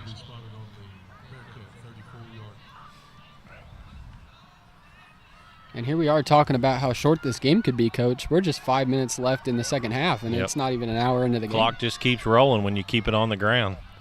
Brady back to pass, looking. It's going to throw it deep, and it is dropped. Potentially an interception right there, and Brady kind of threw the ball and thought Will was going to cut up the middle, and Will was kind of on the hash mark there. So 4th and 7. Antlers doing a good job of covering down the field because Will wasn't really open. No. I think Brady's. Is that a flag on the play? I don't think so. There might be. It looks like there's some confusion with the. See the official right here? Yeah. Standing by one. Yeah. Holding against the Knights. Ooh, holding against the Knights. That's the 3rd penalty. 2 offsides penalties. And interesting enough, Antlers declines that penalty. Do you decline it and make it 4th and 7 from your own 34, or march him back and make it 3rd and 17? Doesn't matter what you think you should do. That's what they did. So Henryetta needs to take advantage right here. It has its pros and cons. I mean, you don't want to give this Henryetta offense multiple opportunities to get a 1st down if you can just Looking bubble screen right here, or a little route here on the offside to Gaxiola. Pass is incomplete. None of those were the play call. Nady trying to get to the sideline. So turnover on downs for the 2nd straight series for Henryetta, and you know, Jacob, we need to get points out of one of those two drives, and we're still just a 2-score game, and it's almost halftime.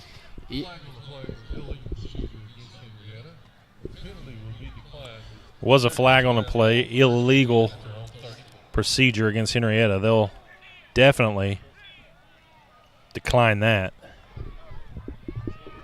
Well, yeah, I mean, we've just seen a couple forced passes and a little conservative in the run game, but yeah, we have thrown the football a bit. Antlers, quarterback, trying to run option. Flag on the play. That looks like that's going to be in a holding area. So Henrietta's defense will try to go to work here and get this football back and try to score again. They'll get the ball to start the second half. Holding against Antlers. That's another thing that doesn't stop the clock very often when you don't have a lot of penalties. That's true. We've had 3 on the last 3 plays.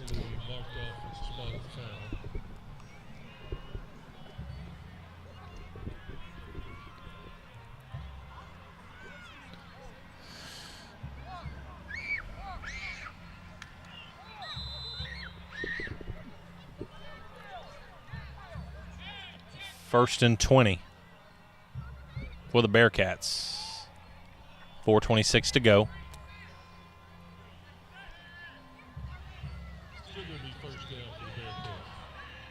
Quarterback in the gun, kind of in the same. Oh, ball snap picked up. Good, look out. And they blow the whistle. Oh, false start. Illegal snap. And it was weird because the quarterback never even saw the ball get snapped. No, I don't know what really was supposed to happen there. Maybe it was a 2 count. I'm not 100% sure, but the line went, but there was a receiver that went like 2 seconds before the ball was snapped, before the line. That's why there was a false start penalty. If he doesn't go before, if the center snaps the ball, no matter what anybody else does, the ball's live, and Gaxiola was getting ready to scoop that up and go score. So another big loss on the play. Back to the 2019, another 5-yard penalty, so first and 25.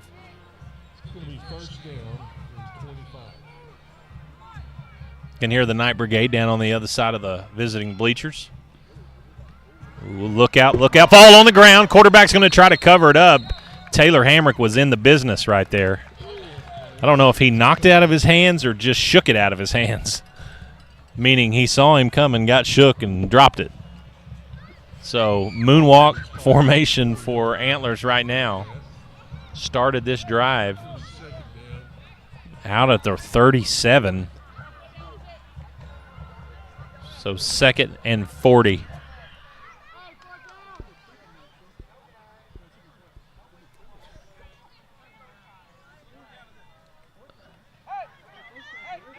The official on our side has no idea what down it is. I thought 3rd down. Well, there was a lot of penalties. That was really the only play that actually got ran that didn't have to be ran again. So 2nd down, run off the right side, doesn't go very far. Looks like Gaxiola and Hamrick on the play. Down to the 6-yard line. This official over on our side's already got his head in the deer stand tomorrow. Well, something I want to go ahead and point out real quick is I think our biggest fan, coming from Kansas, Ethan Green. He is constantly. He texted me just a second ago. Shout out to you, man, because he's always watching our streams. He is. We've got viewers all over the place tonight. From pitch to number 7. He's hit in the backfield. Tackled for a loss. Taylor Hamrick. Physical, but helping the dude up that he just tackled and slammed to the ground. But yeah, Coach, we've got our viewers in Kansas. I know we've had viewers in West Virginia. Got viewers in Louisiana tonight. Nini and Papa, hello. Dad, hello. And plenty of viewers at back home. Did you say viewer in West Virginia? I think so. The Hammocks. Oh, cool. Family. Cool. Speaking of Hamrick, if you're watching, Taylor smoked his guy, helped him up, and the official said, "Hey, 51, great sportsmanship." Oh, look out. That's going to be a sack. Tried to punt it, and Henryetta tackles him in the end zone, and that's going to be good for a safety. And Jason Powder's doing the high knees. And literally, can you count those yardage for the Henryetta offense, Jacob? I mean, we'll take it at this point. So 2 points to the home team for us, visiting team tonight. The snap was pretty good, but by the time he looked to punt it, there were 4 Henryetta dudes right in his face. Look at the replay, Jason coming out of there. It's my fault, Coach. No, you're good. You're good. They got to see it. Anyway, what I was saying, Taylor helped the guy up that he slammed really on his head, and the official appreciated it. I could hear him from right here. Great sportsmanship, 51. That's playing the game the right way. Yeah. I love to see that. And that's something that we've seen a lot from our seniors is, they're right there for their guys, picking their heads up. They're doing the right thing because they care and they understand with, not cutting any corners and doing what's right. Success is always followed. Mr. Ethan Green, I was sitting here talking a while ago and somebody slapped me right in the back, about took my breath away. It was your father. Scared the living crap out of me.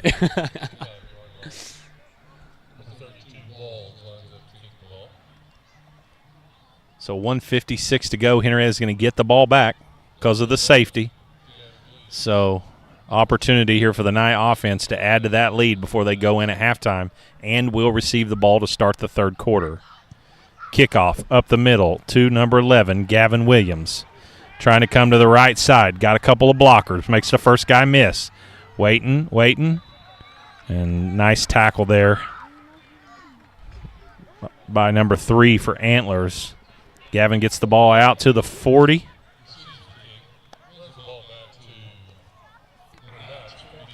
.43-yard line. So 13-yard return for Mr. Williams. And Henrietta will set up 1st and 10.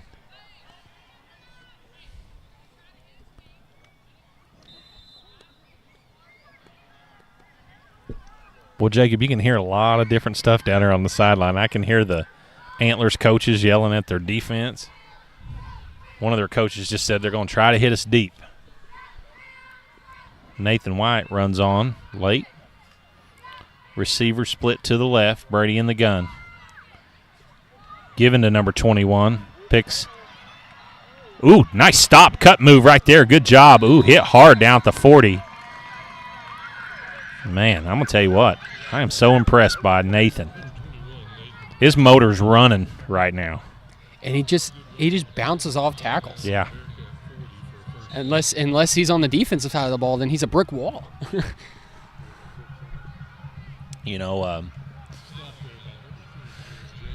Nathan, one of our wrestlers, and Jason, one of our wrestlers, those guys are just such a tough mentality. Gosh, yes.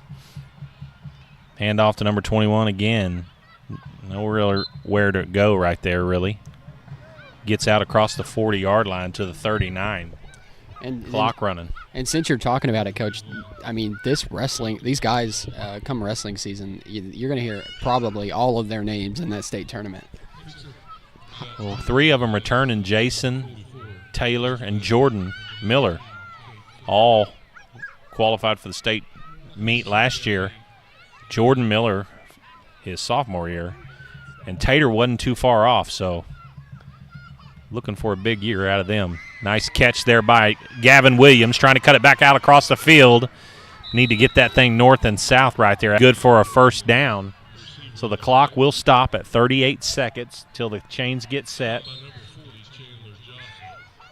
Not sure how many timeouts we have left, but need to get up to the ball and get going right here. Clock running at 30 seconds. We should have 2 timeouts left, Coach. 1st and 10. Brady looking to pass, looking. Nobody open, going to run it himself. Gets down quick. We need to call timeout right here, and we do. So I think you're probably right there, Jacob. Of course, even if we only had 1 left, we had to call timeout there with 19 seconds. So good job by Brady having awareness. Waited patiently. Nothing came open. Saw some I'm not going to call it green grass, yellow grass, because everything's dead. got it upfield down to the 19-yard line. So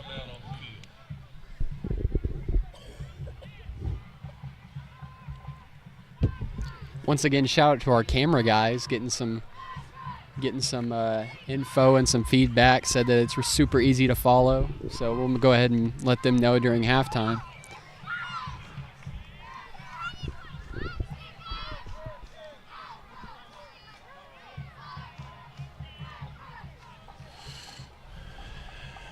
So how are we doing on our we'll have to check that at halftime. I think I was seeing maybe a text. Somebody was saying that the stream was freezing up just a little bit, so I don't know if our I don't know. We're looking good on the bars there. So 2nd and 2, and that's not as big of an issue as the clock. 19 seconds to go, 19 to game. So I believe 1 timeout left, so Henryetta can still use the middle of the field. 0 timeouts left. Brady back to pass. Looking, still looking, and he'll run it out of bounds. Clock still running. About 2 seconds ran off. So 9 seconds off there. Coach, they Carter, you're right. The camera's up in the bleachers. I didn't know what you was doing. Well, Coach, as Brady was tackled out of bounds there, they bent the down marker. The down marker is going to have to retire after this game. So 3rd and 3, 10 seconds to go. Brady's holding that hit like that didn't feel too good. The clock will stop on a first down just in time to get the chain set. But you almost got to feel this ball's got to go towards the end zone. We're going to throw it to the sideline. Good job, Nakona, getting out of bounds. So first down, clock will stop. 4 seconds. We're off the clock. Gets it down to 5.9.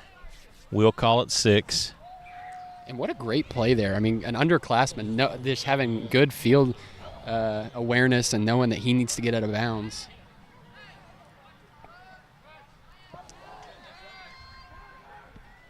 Man, I wish we had about 20 more seconds. Yeah. This one's got to go to the end zone here. Yeah. We better get up there. 13 seconds to go on the play clock. Come on, Brady. It just went from 13 to 7 seconds.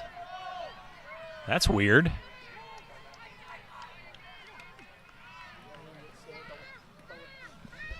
Pass is incomplete. Nakona about took us out over here, gave us a little wave. 1.7 seconds. Interesting, the play clock was at 13, and I looked up, and it went from 13 to 7. I didn't know. I thought you couldn't control those. I thought it was just a little switch. I don't know, unless maybe the lights are off down there or something. So 1.7 seconds. This will be the last play, barring a penalty, of the first half. So Henryetta going to have to try to find the end zone right here. And we've seen it plenty already on both sides of the ball, Coach, that these last second halftime touchdowns, they're possible. We said it in the pregame. Brady going to roll to his left this time. Looking, scanning. Going to try to get rid of it. Throw it in there, nothing to lose. Oh, ball right through Will Perez's hands. So good job by the Antlers defense there by keeping Henryetta off the board. And that is going to be the end of the first half. So we are going to take a quick break and hear from Love's Travel Stops, Creek Integration. We probably need to hear from, I don't know how far we got into those before the game. We got all of them, Coach. Did we get them all? I didn't remember seeing EcoLink. Did we get EcoLink? Okay, good. Well, we will take a quick break and hear from Love's Travel Stops, and we'll come back and see if we can't get some live action of the Night Brigade since we're outside and close to the field. So we will be right back real quick, try to bring you Night Brigade's performance, and then we'll be working on Coach Turner standing here working on some stats for us. We'll let you know what's happened here in the first half. We'll be right back. Night Vision TV would like to extend their sincerest appreciation to Love's Travel Stops for their generous donation to Henryetta Public Schools.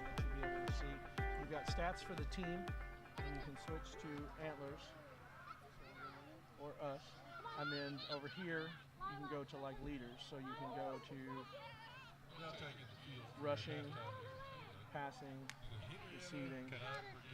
So whatever you want. Thank you. Thanks, sir. You want to bring it back to him? Yep. You letting him know the word? I'm going to run to the bathroom, so I'm leaving that with you. All right, here we go. 3, 2. And as we bring it back in, your Henryetta Night Brigade taking the field. So we are going to go quiet here. This may be one of our best opportunities for you guys to watch at home their performance, but I forgot they're going to be performing for the other side of the field. So we will leave it on just for you at least to hear their field performance, which they have done a great job with. They went to Shakota 2 days ago. Or was that yesterday? It was yesterday. Finished first in their division. So great job by the Night Brigade. We will shut up and let them go to work. Yeah. Abigail said, let's go down there. I said, okay, she slept all the way. Take the field.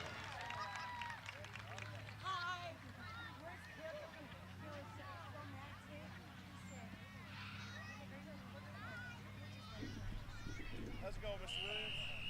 Good. How are you, Coach Lee? Doing well. Did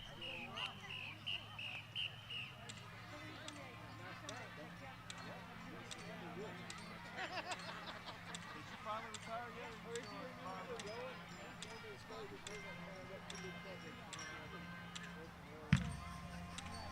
I'll be honest, I love that job. I kind of miss it.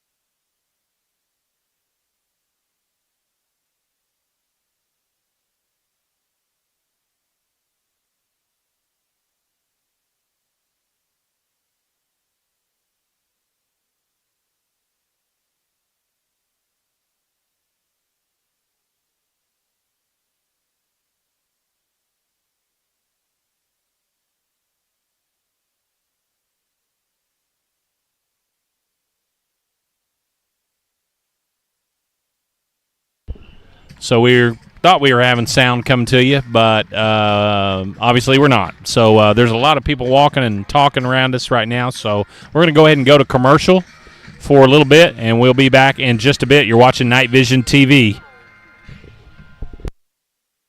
Every month brings exciting new ways to win at Creek Nation Casino Holdenville. To find out this month's big giveaways, check out our website for all the details. Our monthly promotions include hundreds of thousands in cash and prizes, car and trip giveaways, rewards play, and more. Plus, don't forget, play with your Connect card and earn points at any of our properties to receive even more special perks. Don't miss out on all the ways you can win at Creek Nation Casino Holdenville.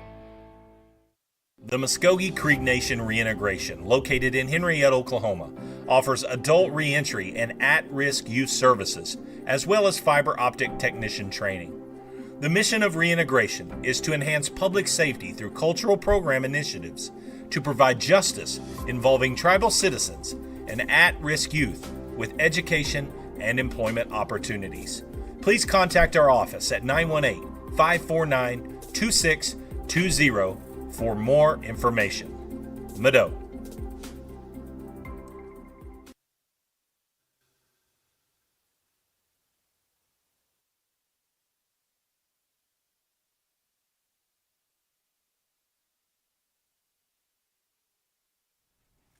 Faith Church is a proud sponsor of the Henryetta Knights. Here's to a great season.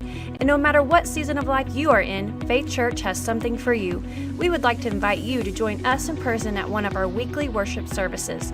On Sundays, we have traditional service beginning at 9 a.m., followed by our contemporary service at 10:30 a.m. You can also watch us online at faithchurchnow.com. We hope to see you soon. Go Knights!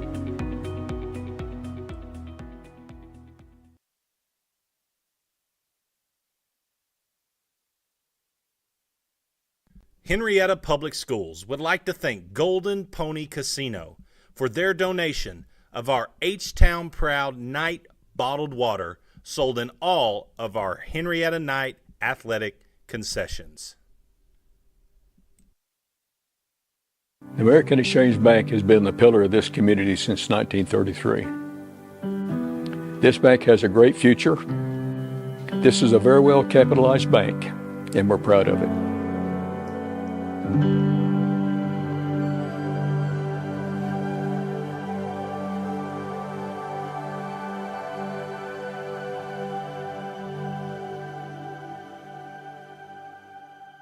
Hometown Healthcare Solution is a family-owned and operated healthcare company.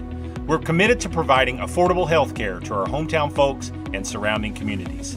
We offer standard urgent care visits as well as lab testing, x-rays, and minor procedures. We are an urgent care for all ages, and we offer primary care for adults and accept all insurances. Hometown Healthcare Solutions, located at 811 West Main right here in Henryetta, is open Monday through Thursday, 8:30 to 5, and Friday, 8:30 to 3. After Labor Day, during increased peak flu season, we're open on Sundays from 12 to 4. Give us a call, 918-319-5021, or just walk in and let us see how we can help you and your family. Hometown Healthcare Solutions, where our mission is to treat your family like our family.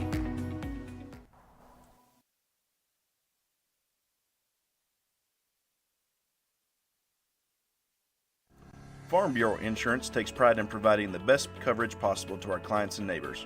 We can cover all of your insurance needs, from home, auto, farm, commercial, life, and everything in between. Stop by our Farm Bureau office at 1012 West Main Street in Henryetta, or give us a call at 918-652-3783. Living beside you, working for you. Farm Bureau Insurance.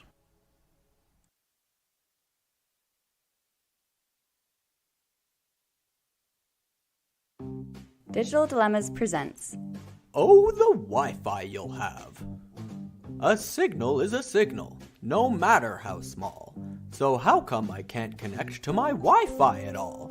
My signal was fine, but now it is weaker. Not here nor there, not even when I'm nearer. I think it's because your router is too close to your microwave. Placing your router close to many common electrical devices, such as microwaves, baby monitors, and cordless phones, can disrupt a signal.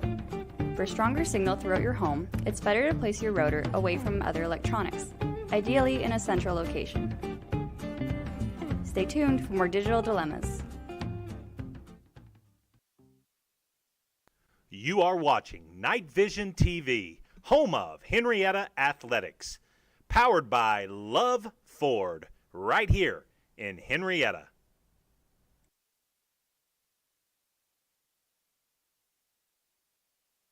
Hello, Henryetta. Brad and Brian here with Love Ford. We are proud to showcase our town on our radio show Saturday mornings on the Sports Animal. And check out our podcast on YouTube.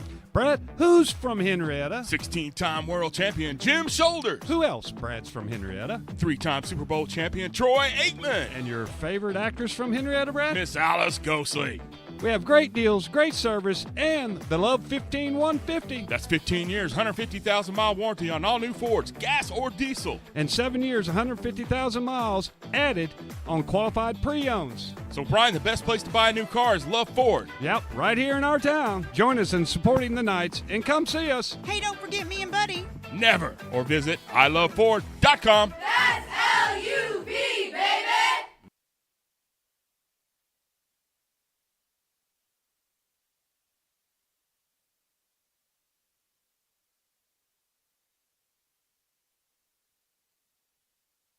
A one-of-a-kind experience awaits you at River Spirit Casino Resort. Island-inspired vibes and beautiful river views from our luxurious resort hotel. Endless gaming excitement with 2 casinos under one roof, Margaritaville and River Spirit. And fine dining excellence at the only Ruth's Chris Steakhouse in Oklahoma.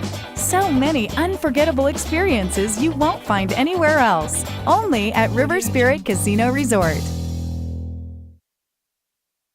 Rustler's Barbecue is a proud supporter of Henryetta Knights Athletics. Did you know that America's best barbecue is located right here in Henryetta? Rustler's Barbecue is open Thursday through Saturday from 11 a.m. to 8 p.m. and Sundays from 11 a.m. to 3 p.m. To place your order for pickup, call 918-650-9800. Rustler's Barbecue at 806 East Industrial Road. Rustler's Barbecue. Rustled right up just for you.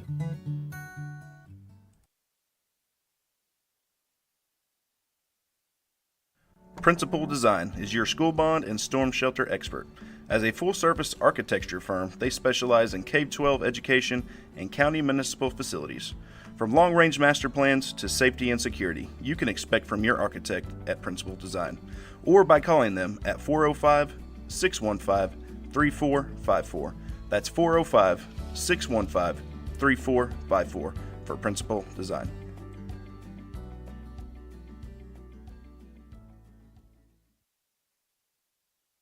Is your organization tired of tech headaches?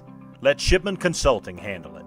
From cybersecurity to managed IT services, we keep your IT running smoothly so you can focus on what matters most. Call Shipman Consulting today and experience hassle-free IT. 918-200-9543. That's Shipman Consulting. Shipman Consulting is the proud sponsor of wireless internet for Night Vision TV. Night Vision TV would like to extend their sincerest appreciation to Love's Travel Stops for their generous donation to Henryetta Public Schools.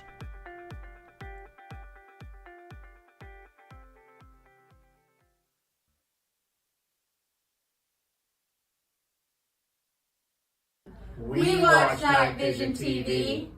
We watch Night Vision TV. We watch Night Vision TV. I watch Night Vision TV. Me too. We all watch Night Vision TV. Are you?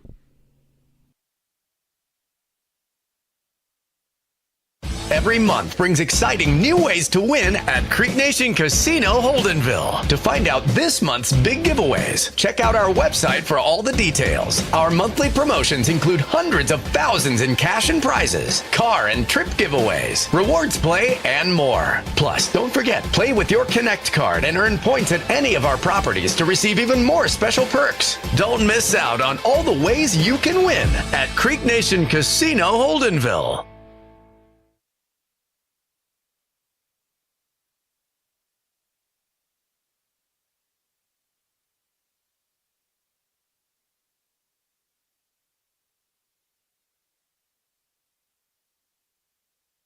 The Muskogee Creek Nation Reintegration, located in Henryetta, Oklahoma, offers adult reentry and at-risk youth services, as well as fiber optic technician training. The mission of reintegration is to enhance public safety through cultural program initiatives, to provide justice involving tribal citizens and at-risk youth with education and employment opportunities.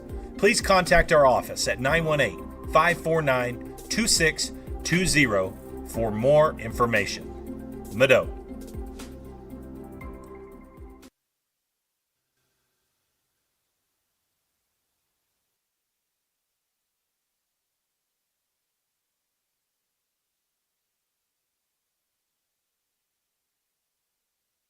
Henryetta Public Schools would like to thank Golden Pony Casino for their donation of our H-Town Proud Night bottled water sold in all of our Henryetta Night athletic concessions.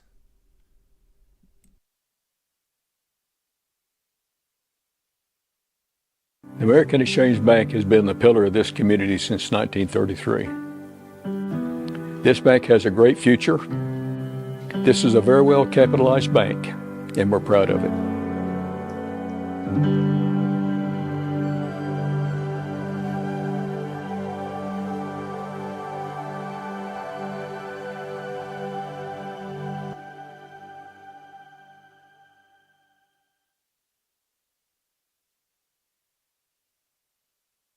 Hometown Healthcare Solution is a family-owned and operated healthcare company. We're committed to providing affordable healthcare to our hometown folks and surrounding communities. We offer standard urgent care visits as well as lab testing, x-rays, and minor procedures. We are an urgent care for all ages, and we offer primary care for adults and accept all insurances. Hometown Healthcare Solutions, located at 811 West Main right here in Henryetta, is open Monday through Thursday, 8:30 to 5, and Friday, 8:30 to 3. After Labor Day, during increased peak flu season, we're open on Sundays from 12 to 4. Give us a call, 918-319-5021, or just walk in and let us see how we can help you and your family. Hometown Healthcare Solutions, where our mission is to treat your family like our family.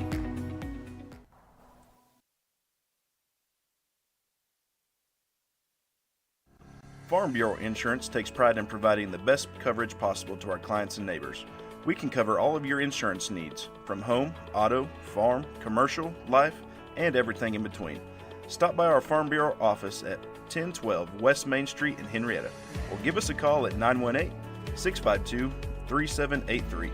Living beside you, working for you. Farm Bureau Insurance.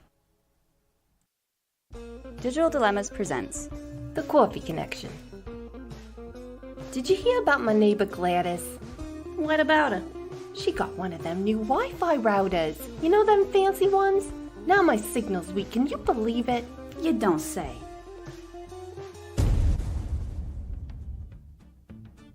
If your Wi-Fi seems slow, or you're experiencing signal disruptions, your neighbor's router could be causing interference. Contact your service provider to discuss changing the settings on your router or upgrading to a new one. Stay tuned for more Digital Dilemmas.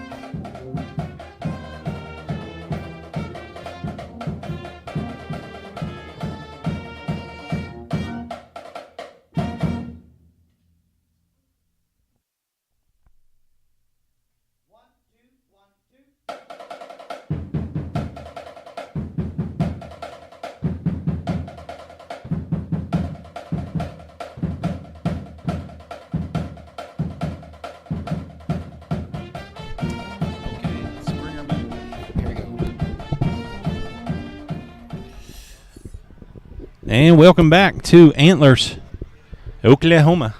Almost to Texas and Arkansas. Not quite. We are here as the Henryetta Knights taking on the Antlers Bearcats in a big district ball game. Henryetta trying to sew up a playoff spot. And we have some first half stats for you, courtesy of Mr. Patrick Turner, who drove the cheer girls down and is working on the iPad up there in the bleachers. So if they're wrong, it's on him. Most likely they'll be right. In the rushing department, Henryetta is led with 5 rushes, 46 yards by Mr. Nathan White. Jason Powders, 34 yards on 6 carries with 1 touchdown. And Brady Norman with 3 rushes for 1 yard. Must have had a sack count against, yeah. In the passing department, Brady is 10 for 17 for 95 yards and a score. And that went to Gavin Williams, who leads the receiving, has 2 catches for 50 yards in that touchdown.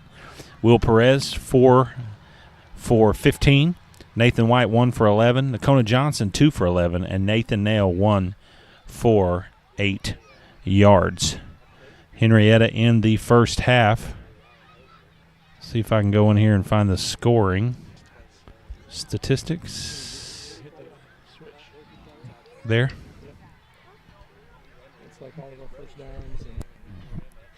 Does it have scoring? Like this? Yeah, please. Sorry, this is the first time I'm kind of playing with this. Done. Oh.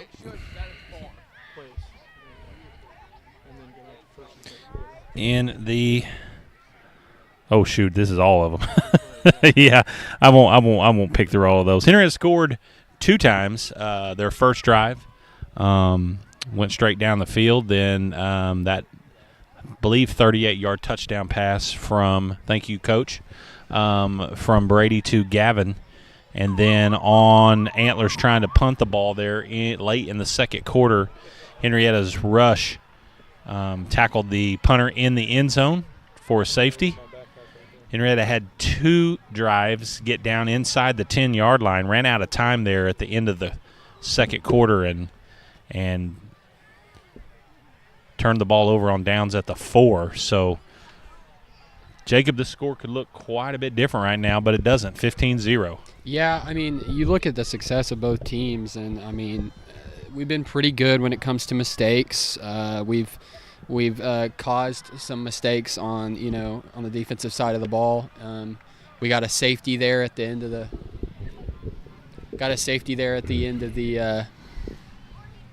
first half, but just some situations there where we probably should have capitalized on them. Hopefully we can find some more success here in the second half. A couple scores of interest in the district. Vian up big over Wilburton, 42-0. Valiant up over Morris, 28-0, and Spiro over Atoka, 21-0 in the second quarter. Here's an interesting score for you, Jacob. Holdenville 6, Community Christian 3 in the third quarter. Wow. That's a defensive football game. No, something me and you have talked about a little bit off air. Onside kick. Handled. Who was it that? Who handled that ball? Number 54, Tucker McManus. I don't know if Tucker's on a hands team. I don't know if Henryetta was looking for an onside kick there, but good job by that offensive lineman to secure that kick.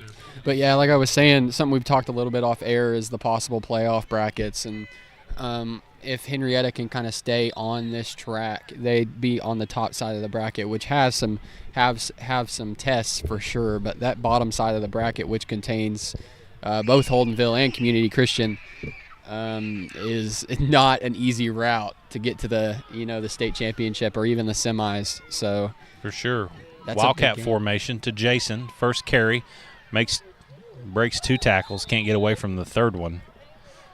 Will took that snap, so Henryetta giving it a little bit different look right here. Haven't ran that Wildcat since, I don't remember it much last week. Everything we had going on our stream, I don't remember a whole lot. But we had a lot of success against Valiant on that.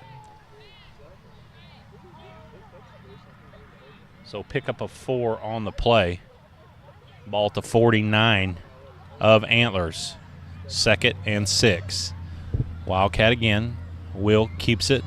Power football right there. Tackle quickly at the 45, so another pickup of 4. So it'll bring up 3rd and 2.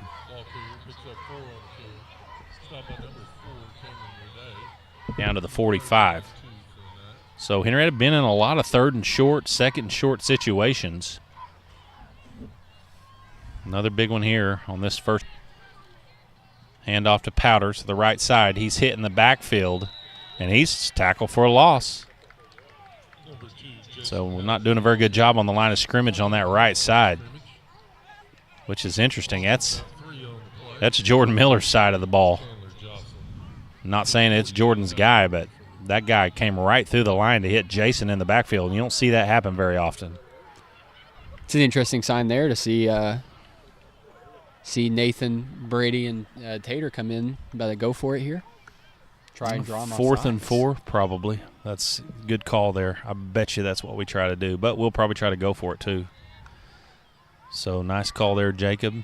Antlers didn't go for it. They were thinking the same thing. Play clock down to 0, and Henryetta wasn't going to go for it. They're trying to draw Antlers off, and they will take the delay of game penalty, and they'll punt it away. Let that defense that's been really, really solid. Maybe we didn't take a timeout. Yes, we did not take a timeout. Delay a game. Sorry, I was following the PA guy there a little bit. So that 5-yard delay game penalty will take it out past the 50 into Henryetta territory to the 48-yard line. 4th and 9. Yeah, our guys need to scoot up a little bit. They're lying about 5 yards off the ball. So Blaze doing a great job punting this year. See if he can get us pinned deep here. Need a good snap. Had a rough one last week. Punt is up, angled towards the right corner. Takes a Henryetta bounce, another Henryetta bounce. And it's going to be downed. Can't tell from here exactly where it's at. Looks like it's inside the 10. It is, Coach.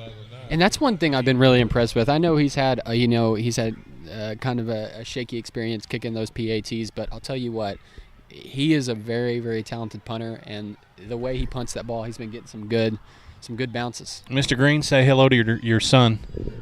Hello, Ethan. He's our faithful follower. Mom didn't get a chance to talk to him, so.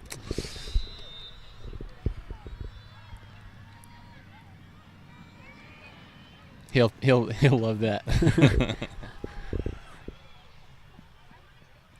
1st and 10, Antlers deep in their own territory. Look like back to the bone look. Handoff off the right side there. Hamrick and White on the stop. Looks like he did pick up a few yards on the carry, best we can tell from our angle. 6 on the play, so sure didn't look like he ran that much, but 2nd and 4. And it's 8:30, and we are moving into the 3rd quarter here, which with an hour-and-a-half drive, it's okay. We don't mind getting back too early. Another big event tomorrow at Nichols Park, 3A OSSA regional cross-country meet. Girls run at 9, boys at 9:45. Handoff up the middle. Nice carry there by number 40, and that's going to be enough for a first down.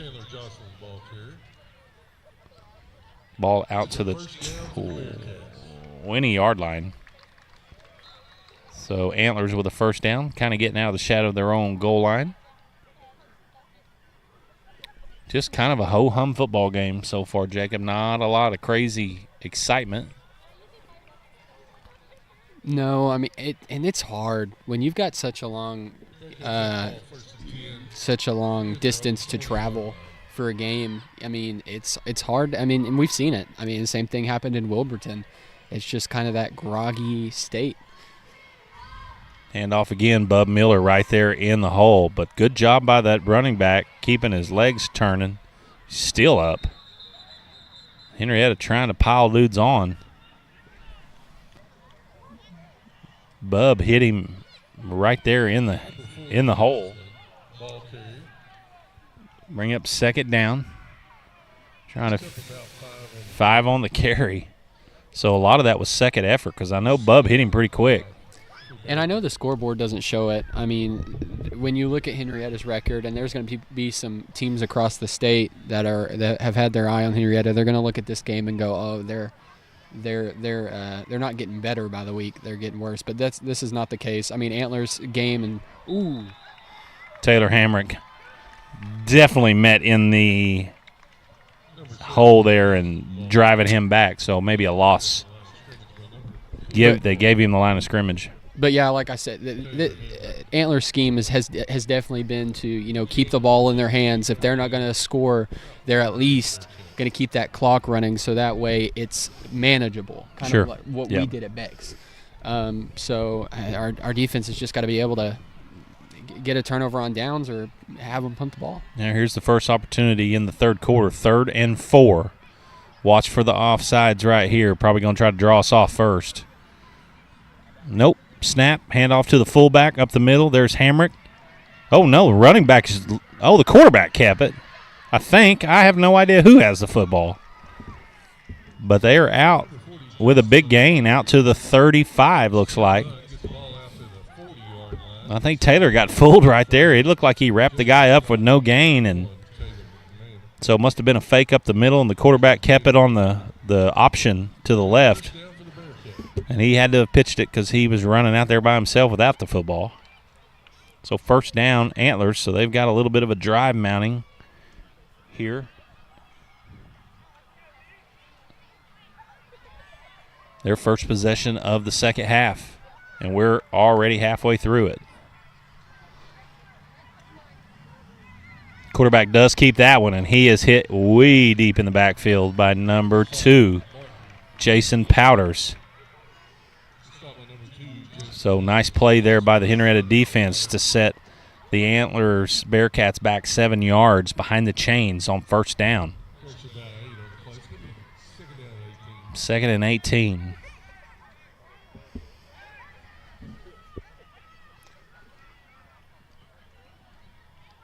Well, I'll tell you what, we were sitting here over halftime period, and it got hot and muggy and humid, and now I feel just a little bit of a cool breeze.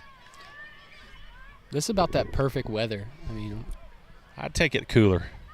Quarterback back, rolling to his right to pass. Ball is in the dirt. Trying to get number 4 open in the flat there. Good job by the Henrietta defense. Nakona Johnson having a nice night playing under the weather. That Michael Jordan flu game. What's that? It's like a Michael Jordan flu game. Yeah. 3rd and 19. So this is Henrietta's opportunity to get off the field on defense, get the ball back in the offense's hands, and see if they can get something sparked and going here.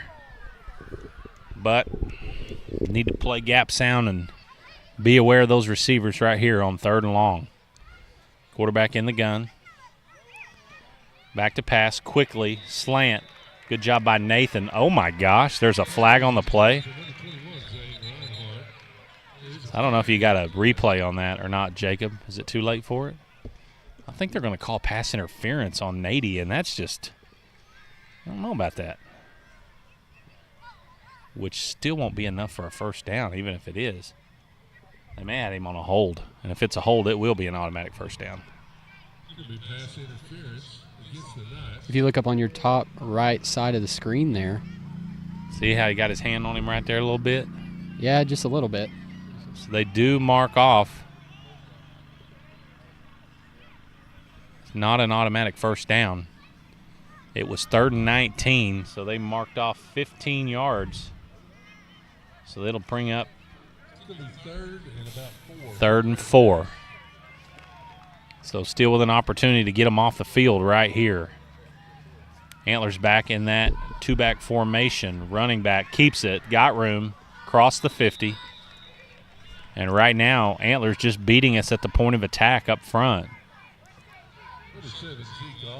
And Jacob, Antlers goes down and scores right here. It's a one-possession football game. Yeah, there's pros and cons that come with this because if you're Coach McGill right now, yes, they're driving down the field, but I mean, they're still scoreless, and we're already over. There's 5 minutes left. We're halfway past the third quarter, so as long as your defense can continue to stall, I mean, just run this clock out. We're going to have to score again for sure, Yeah, I guarantee absolutely. you. Not saying they're going to score 15, but hand off to number 7. Ooh, but putting the guy on his butt there. Pick up of 2 or 3 on the play. Ball down to the 45.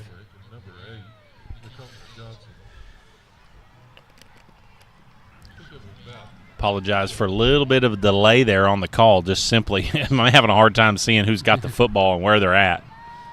Just kind of watching it on a mini screen right here in front of us. Not that far away from us, but when you're on field level, there's a lot of bodies between you and the football. We need to get bodies on the football. 2nd and 7. Clock running. 4 minutes to go. Antlers in Henryetta territory. Tight end comes in motion. Pitch to number 40. Gaxiola does a great job of getting upfield there and turning that back, and 44, Bub Miller cleans it up, doing a great job playing down the line.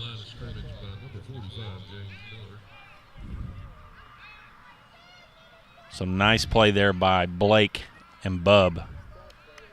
So 3rd and 12. That's just an unfortunate passing interference penalty right there. Wall to go on Nady.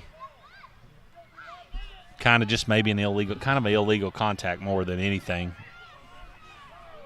Didn't have his hand on him for more than a couple seconds, but so 3rd and 12. Clock running, 3:15 to go. Bearcats in the gun. Looks like a little screen right there to the wide receiver, and it was, and that ball was at his feet, so incomplete. 4th and 12, and it looks like Antlers are going to run the punt team out there. We've already tried to run a fake once. So need to be aware if that Henryetta defense, especially with the ball right at midfield.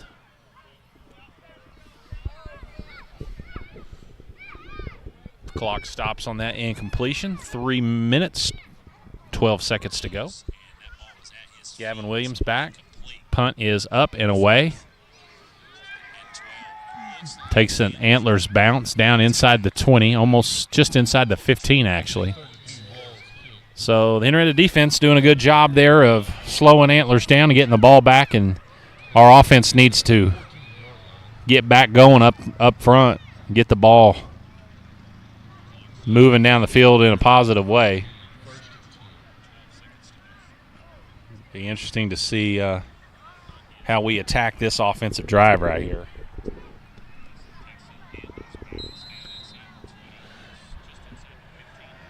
Comes Brady onto the field. Looked a little bit gimpy there.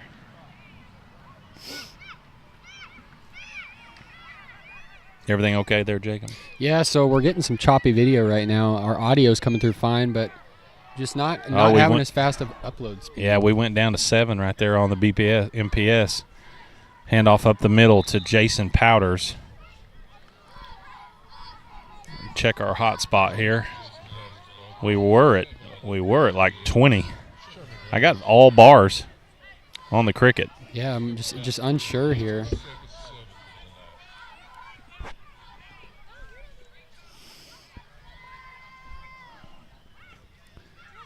If we need to, I can switch over to mine. Yeah, see what I got on my phone. I got 5G. I'd probably go ahead and switch over. Handoff to Powders, cuts it back up the middle, breaks a tackle, flag on the play. Jason finally kind of getting a little bit of running room, still going, breaking another tackle. That's going to be in some sort of illegal block or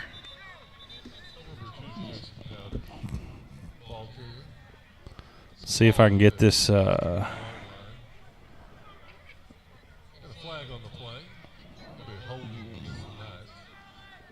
holding against Henryetta. Mobile hotspot, accept. Bluetooth? Nope, no Bluetooth. Are you seeing me there? Let me check.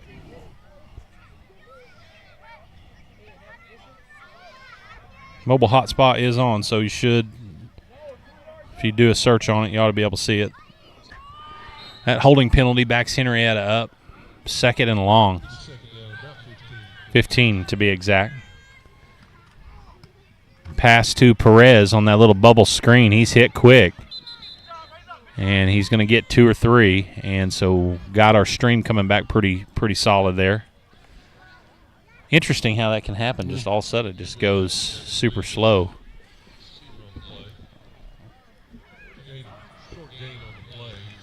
So hopefully back up and running well.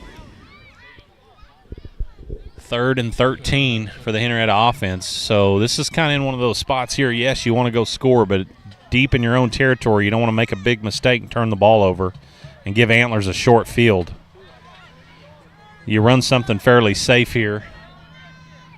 If you get it, you get it. If not, punt the ball away and let your defense go back to work. Bunch set. Hand off to Nathan White up the middle, and he is met right at the line of scrimmage. And there's 5 Antlers defenders right there making the stop. And Henryetta up front just having a hard time opening holes for the running backs right now. And there's just not much energy down here right now, Jacob. No, and that's kind of something that we've seen reoccurring. You know, we come out in that second half, around that third quarter, you know, the band's taking a break, the cheerleaders have taken a break. It's hard to kind of keep rolling. Need a good snap right here. Can't afford a mistake. That ball's kind of low. Blaze up with it, gets rid of it. And it is received by the quarterback, and he's got room to run off the left side. Jason Scott trying to get him cut off. He's still going, runs out of bounds. So nice return there by number 6, I believe, for Antlers. There's a flag on the play, though, I think, Coach. Well, it looked like we had a guy get hit in the back. I'm not 100% sure, but I don't see a flag. I don't hear nobody talking about it either. I swear, I guess I saw it on the screen. Probably a bug.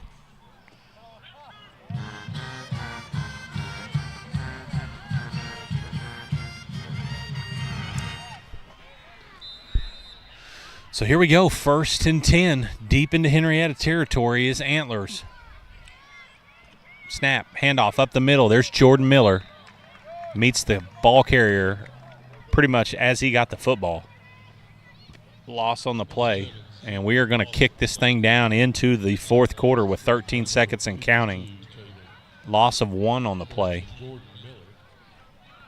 And Antlers is going to be okay with taking this down to the 4th. And they're going to work their way away from us going into the 4th quarter here. So Henryetta, no score by either team here in the 3rd quarter. Still up 15-0. But Antlers is threatening to get on the board. We'll be right back. Night Vision TV, home of Henryetta Athletics. Are we off? Powered by Love Ford, right here in Henryetta.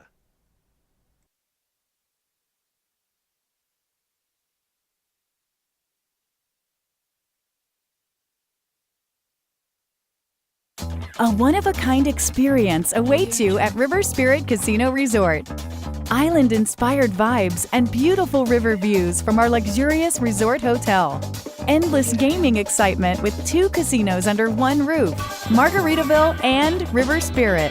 And fine dining excellence at the only Ruth's Chris Steakhouse in Oklahoma. So many unforgettable experiences you won't find anywhere else. Only at River Spirit Casino Resort.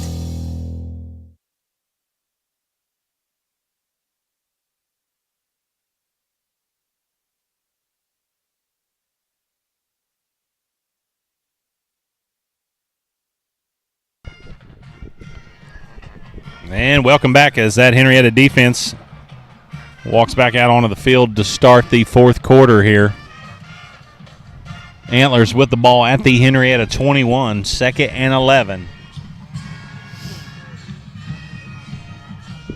And once again, week 8, Henryetta looking to try to get to 4-1 in the district. 4 wins will be enough to get them a secured playoff berth. But I know Coach McGill and his squad have their eyes set on more than just a playoff berth. They want to host that first round, and they have to win the last 3 games of the season for that to happen. This would be the first one of the 3. Oh, ball on the ground. Henryetta. Oh, it's a flag on the play. And they're gonna call a roughing. I don't know if you can call a roughing the passer on that, can you? Maybe unnecessary roughness? I don't know. We'll take another look at that. I'm kind of confused here. But it would have to be post-possession, right? Yeah, that's what I was thinking. I almost wonder if that wasn't a towel off of one of the. Oh, that can be passing. Yeah. I mean, that can be roughing the passer. See, is that? Oh, he picks it up. Oh, he picked it up. Yeah. He threw a beanbag is what he was trying to throw for the fumble. Oh, okay. Thank goodness. All right, Henryetta, good job by the defense there. Nice play by Jason. Come on, offense. You want to try to get maximum district points as well. So there's a snap early. Henryetta was not ready for it. Bounced to Brady's feet. And they're blowing the whistle. Not really sure what that was all about. And it seems like there's kind of I don't know, like that offensive line is kind of out of sync right now. Well, it's not a hostile environment in any meet. They're going to call false start on Henryetta. So we saw this a lot in that Valiant game where the offense would get backed up behind the chains early due to procedure penalties.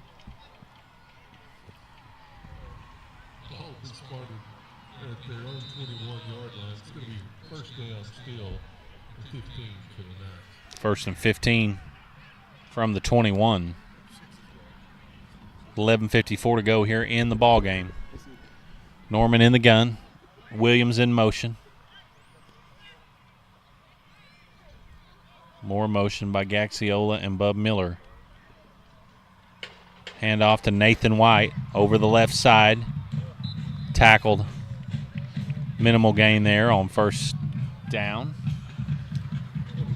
And something to give props. I mean, this Antlers defense, I know we've had 2 good drives that we scored on, but, I mean, for the most part, they've held the explosive plays, and anytime we've scored, they've made us earn it.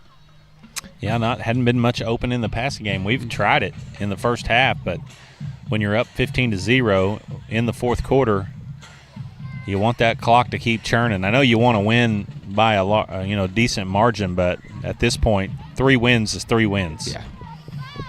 They don't need any points to secure second as long as they win out. Speaking of that, there's a pass to Nathan, and that looks like a pass interference, but it's not going to get called. Coach McGill was high-stepping down the sideline. Look at the replay right here. Experience Oh, we went awaits straight you to at River commercial. Spirit Casino Resort. Island-inspired. That's not our replay.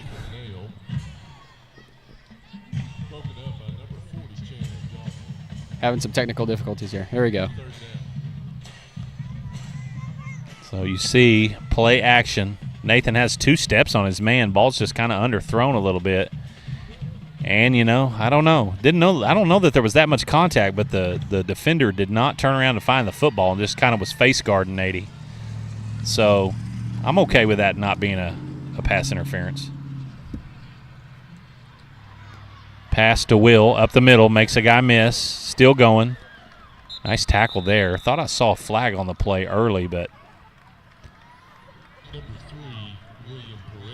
no, don't think so. If it would have been off that side judge, and he's marking it down at the 40-yard line. So nice play there. Nice pass. Good job by Will. So getting that clock down to the 10-minute mark. So Henryetta kind of airing it out here just a little bit, trying to open up that front. They got the box stacked. And that's one of the reasons why we can't run the football. But interesting enough, they're just getting off blocks. Our guys up front are not staying engaged with their guy long enough for our running backs to get past them. And That is going to be a huge key moving forward, not just to get to the playoffs and in the playoffs, but to win these last 3 football games. We have got to get the running game going again, and that all starts up front.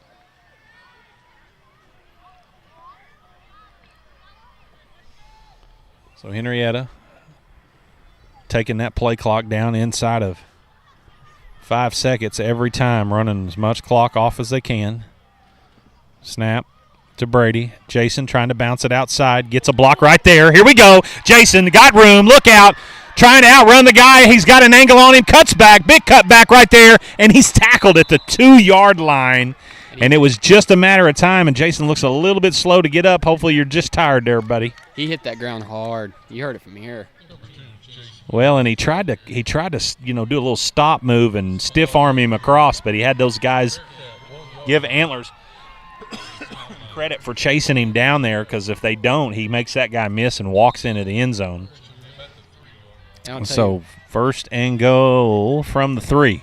And that's so great to see, Coach. I mean, he's been, like I said earlier, pulling at the chain, and it's great to see that success. Hand off to Jason, and he is in for a H-Town touchdown. So I don't know where we were at on that play before, but that was at least a 40-plus yard gain. Yeah. So that's going to get Jason really close to that 100-yard mark on the night. But a big, big score right there for the Henryetta offense to increase their lead 21-0 with 9 minutes to go. Blaze Hill on for the extra point attempt. And that kick is right into the line. And it is no good. So, 9:09. Henryetta up 3 scores. We are going to be right back after a commercial from Principal Design. We'll be right back. Principal Design is your school bond and storm shelter expert. As a full-service architecture firm, they specialize in K-12 education and county municipal facilities. From long-range master plans to safety and security, you can expect from your architect at Principal Design, or by calling them at 405-615-3454. That's 405-615-3454 for Principal Design.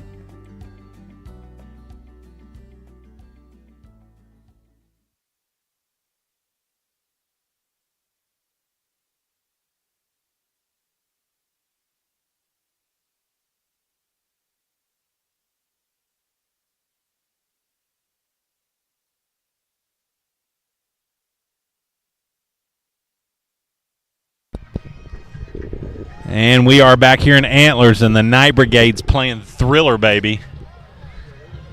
Just one day less than a week away from Halloween. I get my Halloween costume tomorrow, Coach. What are you going to be for Halloween? I'm going to be a deer hunter. There you go. I'm going to try to trick a big buck next Thursday. Kick is barely fielded by number 5 right there. Tackled. Nice job by number 17, Landon Cummings. Ethan, your mom said hi. I didn't know who that was, but she said hello. And in the words of Chief of Police Steve Norman, he said, "You can only corral a wild horse for so long." We've seen it here. 21-0. 9 minutes to go left here in the 4th.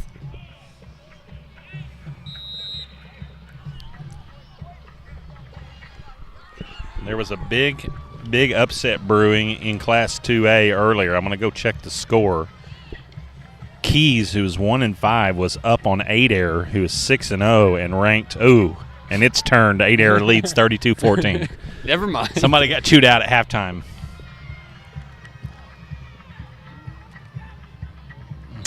Bub Miller with a stop right there on the Antlers quarterback. Really, no close games in 2A8 tonight. Well.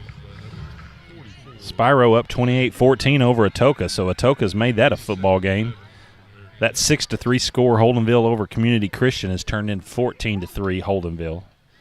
And Jacob, a game you've mentioned here just between you and I that has playoff implications possibly for Henryetta in the playoffs. Salina and Kansas tied at 21 with 9 minutes to go in the fourth.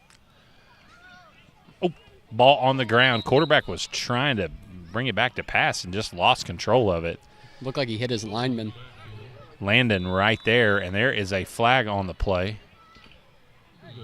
Late flag. Not sure who that's on. He's kind of looking at an Antlers guy. Looks like number 76. You can kind of tell he tapped himself on the head like that was stupid of me. Yeah. Which was weird. There were no Henryetta guys around. I don't know who he was talking to. Probably one of his own teammates. So, unsportsmanlike conduct. Dead ball, too, so the play counts. And they'll knock 15 more back.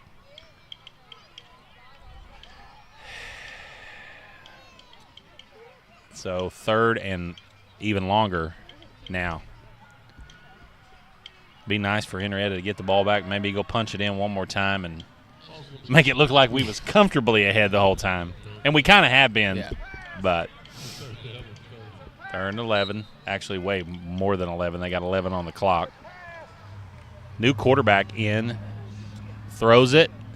Nakona right there. Great job on that play. Running step for step with the defender. So incomplete pass brings up 4th and long. Just scared to death, having no idea what's going to be said when people walk by us. So 4th and long.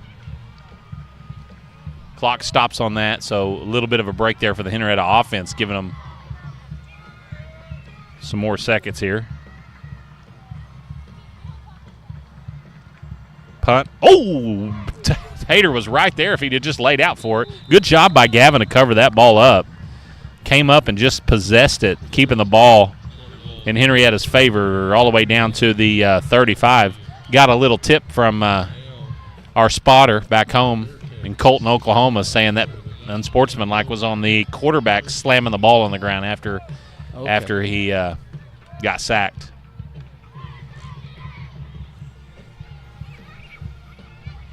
I got my spotter on the payroll. I just haven't paid her. All she wants is a Night Vision T-shirt. I've still got it. I just hadn't got it to her. That would be Wanda Bean, my mother.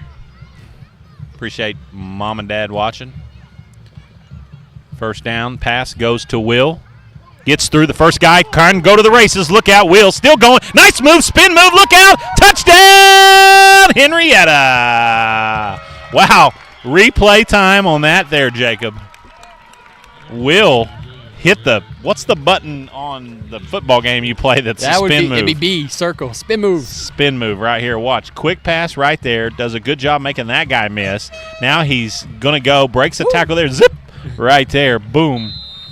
And just as we called it, Will getting into the end zone. And just like that, Henrietta's offense looked just kind of Stonehenge. And real quickly, they get right back in there, and that kick off the upright or the goal or the crossbar skips across. We will take it. So Henryetta, extra point good. Will Perez, 37-yard touchdown reception from Brady Norman, and Henryetta is locking this one up, Jacob, and they're locking up a playoff berth for the third straight year. Yeah, Coach. I mean, this was a big game because, we didn't have the best performance in Wilburton, and Antlers was able to capitalize it and was pretty dominant against Wilburton. So they knew if they played like they did the other night and at Wilburton, that this had the opportunity to be what you could call a trap game. Sure. With the implications and everything that was up in the air. So. I'm gonna put a little challenge out there to our Knights fans. The atmosphere down here tonight has just kind of been subpar. Yeah. Henryetta, who went and scored their first 2 drives, kind of took control of the football game, and then it's just been a kind of a snoozer until the last 2 drives by Henryetta. But I'm going to challenge H-Town. Next Friday night, Spyro's going to roll into town. And we need to light that place up. We need a lot of people to show up, get loud, kind of like we had at Valiant in the fourth quarter. And let's let this football team cheer them on to getting into some playoff level football as we go forward. Because if Henryetta can take care of Spyro next week and Atoka on senior night, H-Town's going to get bonus football in Henryetta for the first round playoff game. And if I'm correct me if I'm wrong, Jacob, that game between Salina and Little Kansas right now that was tied 21-21, if we win out, the winner of that football game is who we would host, I believe. Yeah, Coach. So give me 1 second here. Oh, look at that. All right, so as of right now, this is going to be our possible state playoff bracket, and we'll come back to it here after this play. First and 10, Holdenville. Handoff. Ooh, big-time hit right there. Bub Miller. Man. Put a stamp on that one. But to come back to it, Coach, this isn't final. This isn't final right now. But in any way, because all of these teams could do anything in the last absolutely. 2 weeks. And it'll be edited as the season goes on. But as of right now, we are to play Kansas due to their district's rankings. But depending on how the game that's tied right now could go, we could easily be playing Salina. Mm-hmm. Well, we'd love to do it at Cameron Field. It's been quite some time since Henrietta's hosted a home playoff game. 2nd and 12 for the Bearcat offense. Third quarterback we've seen tonight for Antlers. His pass is incomplete.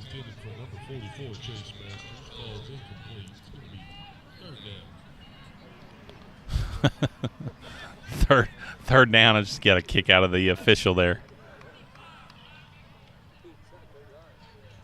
These officials have done a nice job, too. You hadn't seen a lot of bad, calls where it looks like they're out to get anybody. They've called it like they saw it, and they've been very complimentary of the kids and just got a good vibe about them.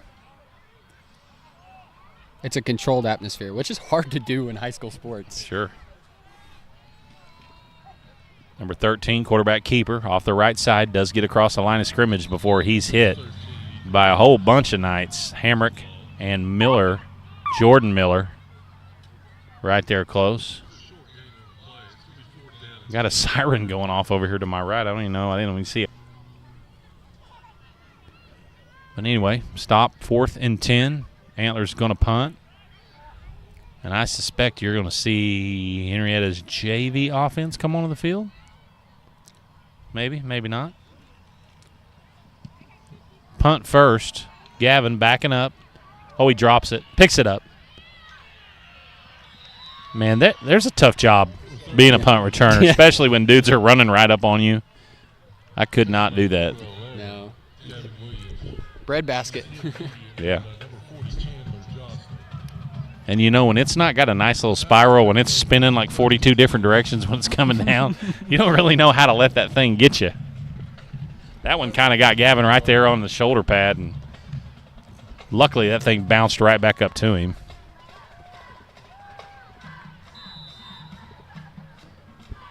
Well, it looks like we're getting a little bit of a... Yeah, it does. So, there it goes again. Okay. Looks so we're back.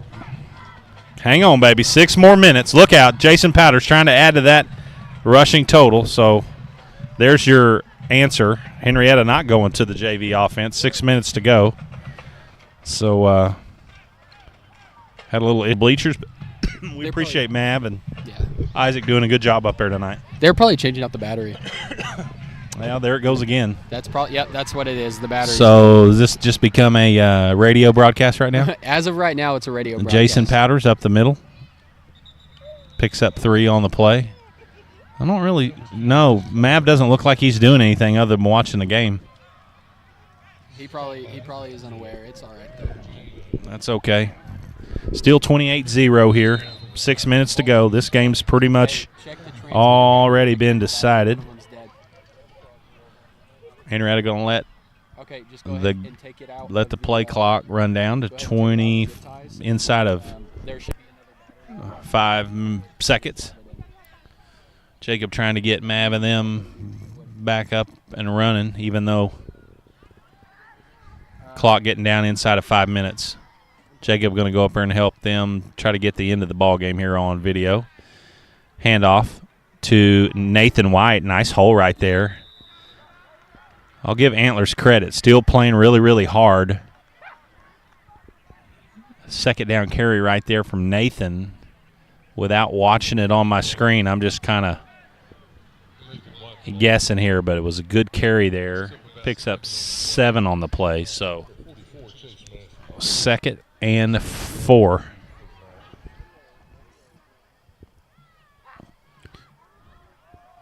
Nathan White right next to Brady. Brady looking to pass, pump fake.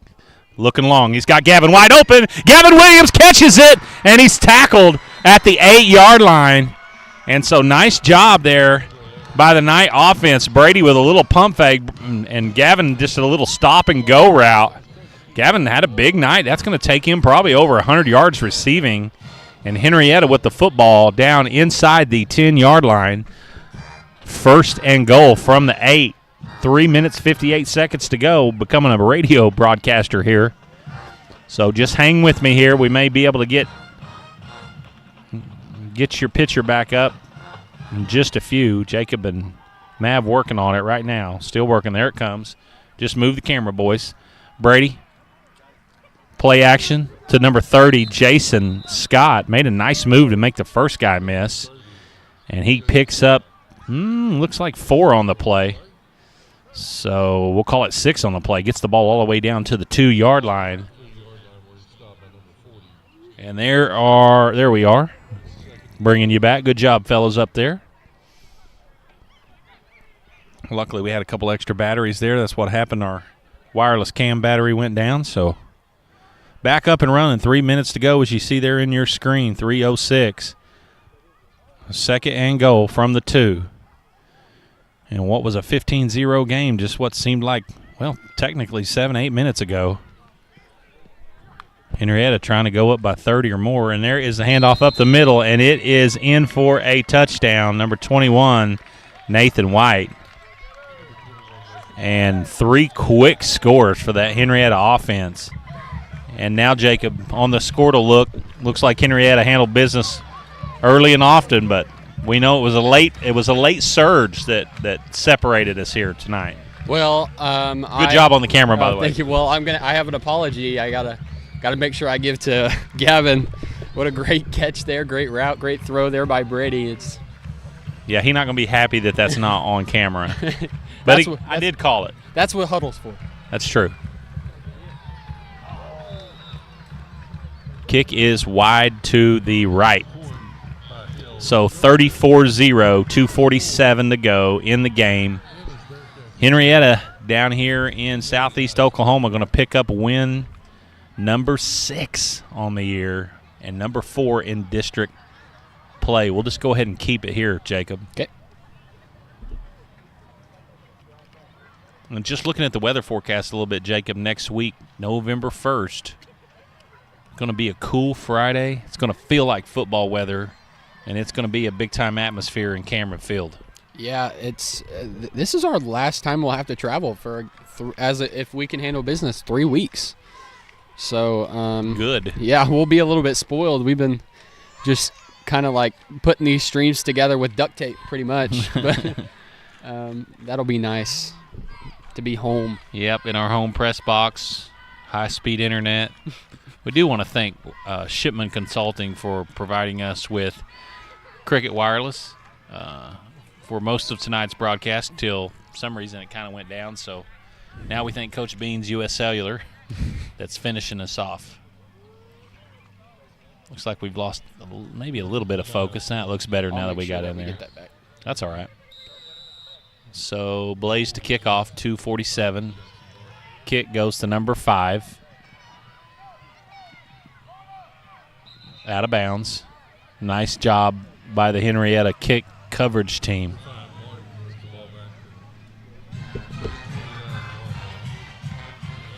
So 2:40 to go before we wrap this one up. 34-0. while we wait to start this drive for Antlers, let's go check out that Salina, Kansas score. Salina has taken the lead, 28-21. Wow. In the fourth. And they're coming in ranked behind Kansas in their district, so that's a huge win for their football program. Well, it's not in the books yet. That's true. Valiant 35-0 over Morris. And I don't – you know what, Coach? Remind me to talk about it here in a second. I don't want to jinx anything. Okay. Holdenville stretching their lead over Community Christian 2, 22-3. Handoff up the middle. Not much running room there. See some fresh defenders coming in there. Two seniors, Jason Scott and Jordan Miller, trotting off the field, doing a good job tonight up front, keeping that Antlers running game in check. Clock running down, approaching the 2-minute mark.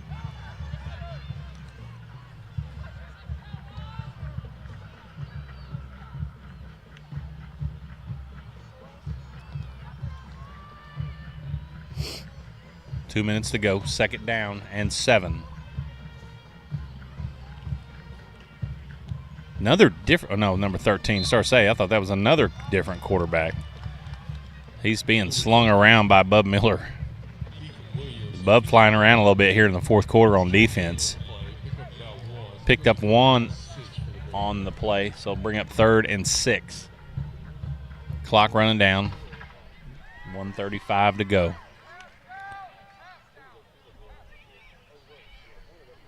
The Antlers going to take their time, just kind of try to get to the buzzer right here. That's exactly what they're going to do. Head coach calls their quarterback back over, which is fine. You don't want to see – we still got a few starters out there on the field. You don't want to see anybody get hurt in a weird spot right here. Did you see that on Monday Night Football, the Buccaneers? Chris Godwin. Oh, yeah, when they played the Ravens, when Baker threw 3 interceptions. Yeah, I saw that. Late in the game, they're down 2 scores, like 20 seconds left. Literally snaps his leg. I saw that. And terrible. I don't know if it's how they mean by that, but some people said it was like, am I done for good? But he mouthed, am I done? And his trainer nodded his head yes, so we don't know how long he's out. It didn't look good, I can promise you that. And you hate it. They were down. They're trying to get back in the football game, but they had already lost Evans, their top receiver, to a hamstring injury earlier in the game. Clock running down, getting ready to actually, Antlers going to run one more play. So there's the snap. Quarterback's just going to keep it up the middle. And the Henryetta defense, oh no, number 13 breaks loose. I was just getting ready to say Henryetta defense is going to pitch a shutout, and they do. I talked about the officials. They kind of need to blow the whistle right there. But that is going to be the ball game. So the Henryetta defense throws a shutout tonight. How many is that, Coach? That's what I was going to talk about. Is that 3 or 4 now? We shut out Okema, Kellyville, Morris. 4. 4 shutouts, yeah. Out of 8 games? Yeah. Wow. So not bad. Henryetta improved 6-2 on the year, 4-1 in 2A8 district play. And that sets up a big home game next week versus the Spyro Bulldogs. And so Coach Turner coming in here right at the right time, looking at some stats to finish up. Henryetta on the ground finished 173 yards on the ground, 199 through the air. So good job there by Brady in the second half. Going into the individual leaders, Jason Powders eclipses the 100-yard mark, so he takes him from 12:09 to 13:19. So just about 300 yards short of the single-season record. Nathan White, 62 yards on 10 carries for a touchdown. And Brady, again, had 1 yard on 3 rushes. Brady throws for, we'll call it 200 yards on 16 of 24 and 2 scores. So nice night for Brady through the air.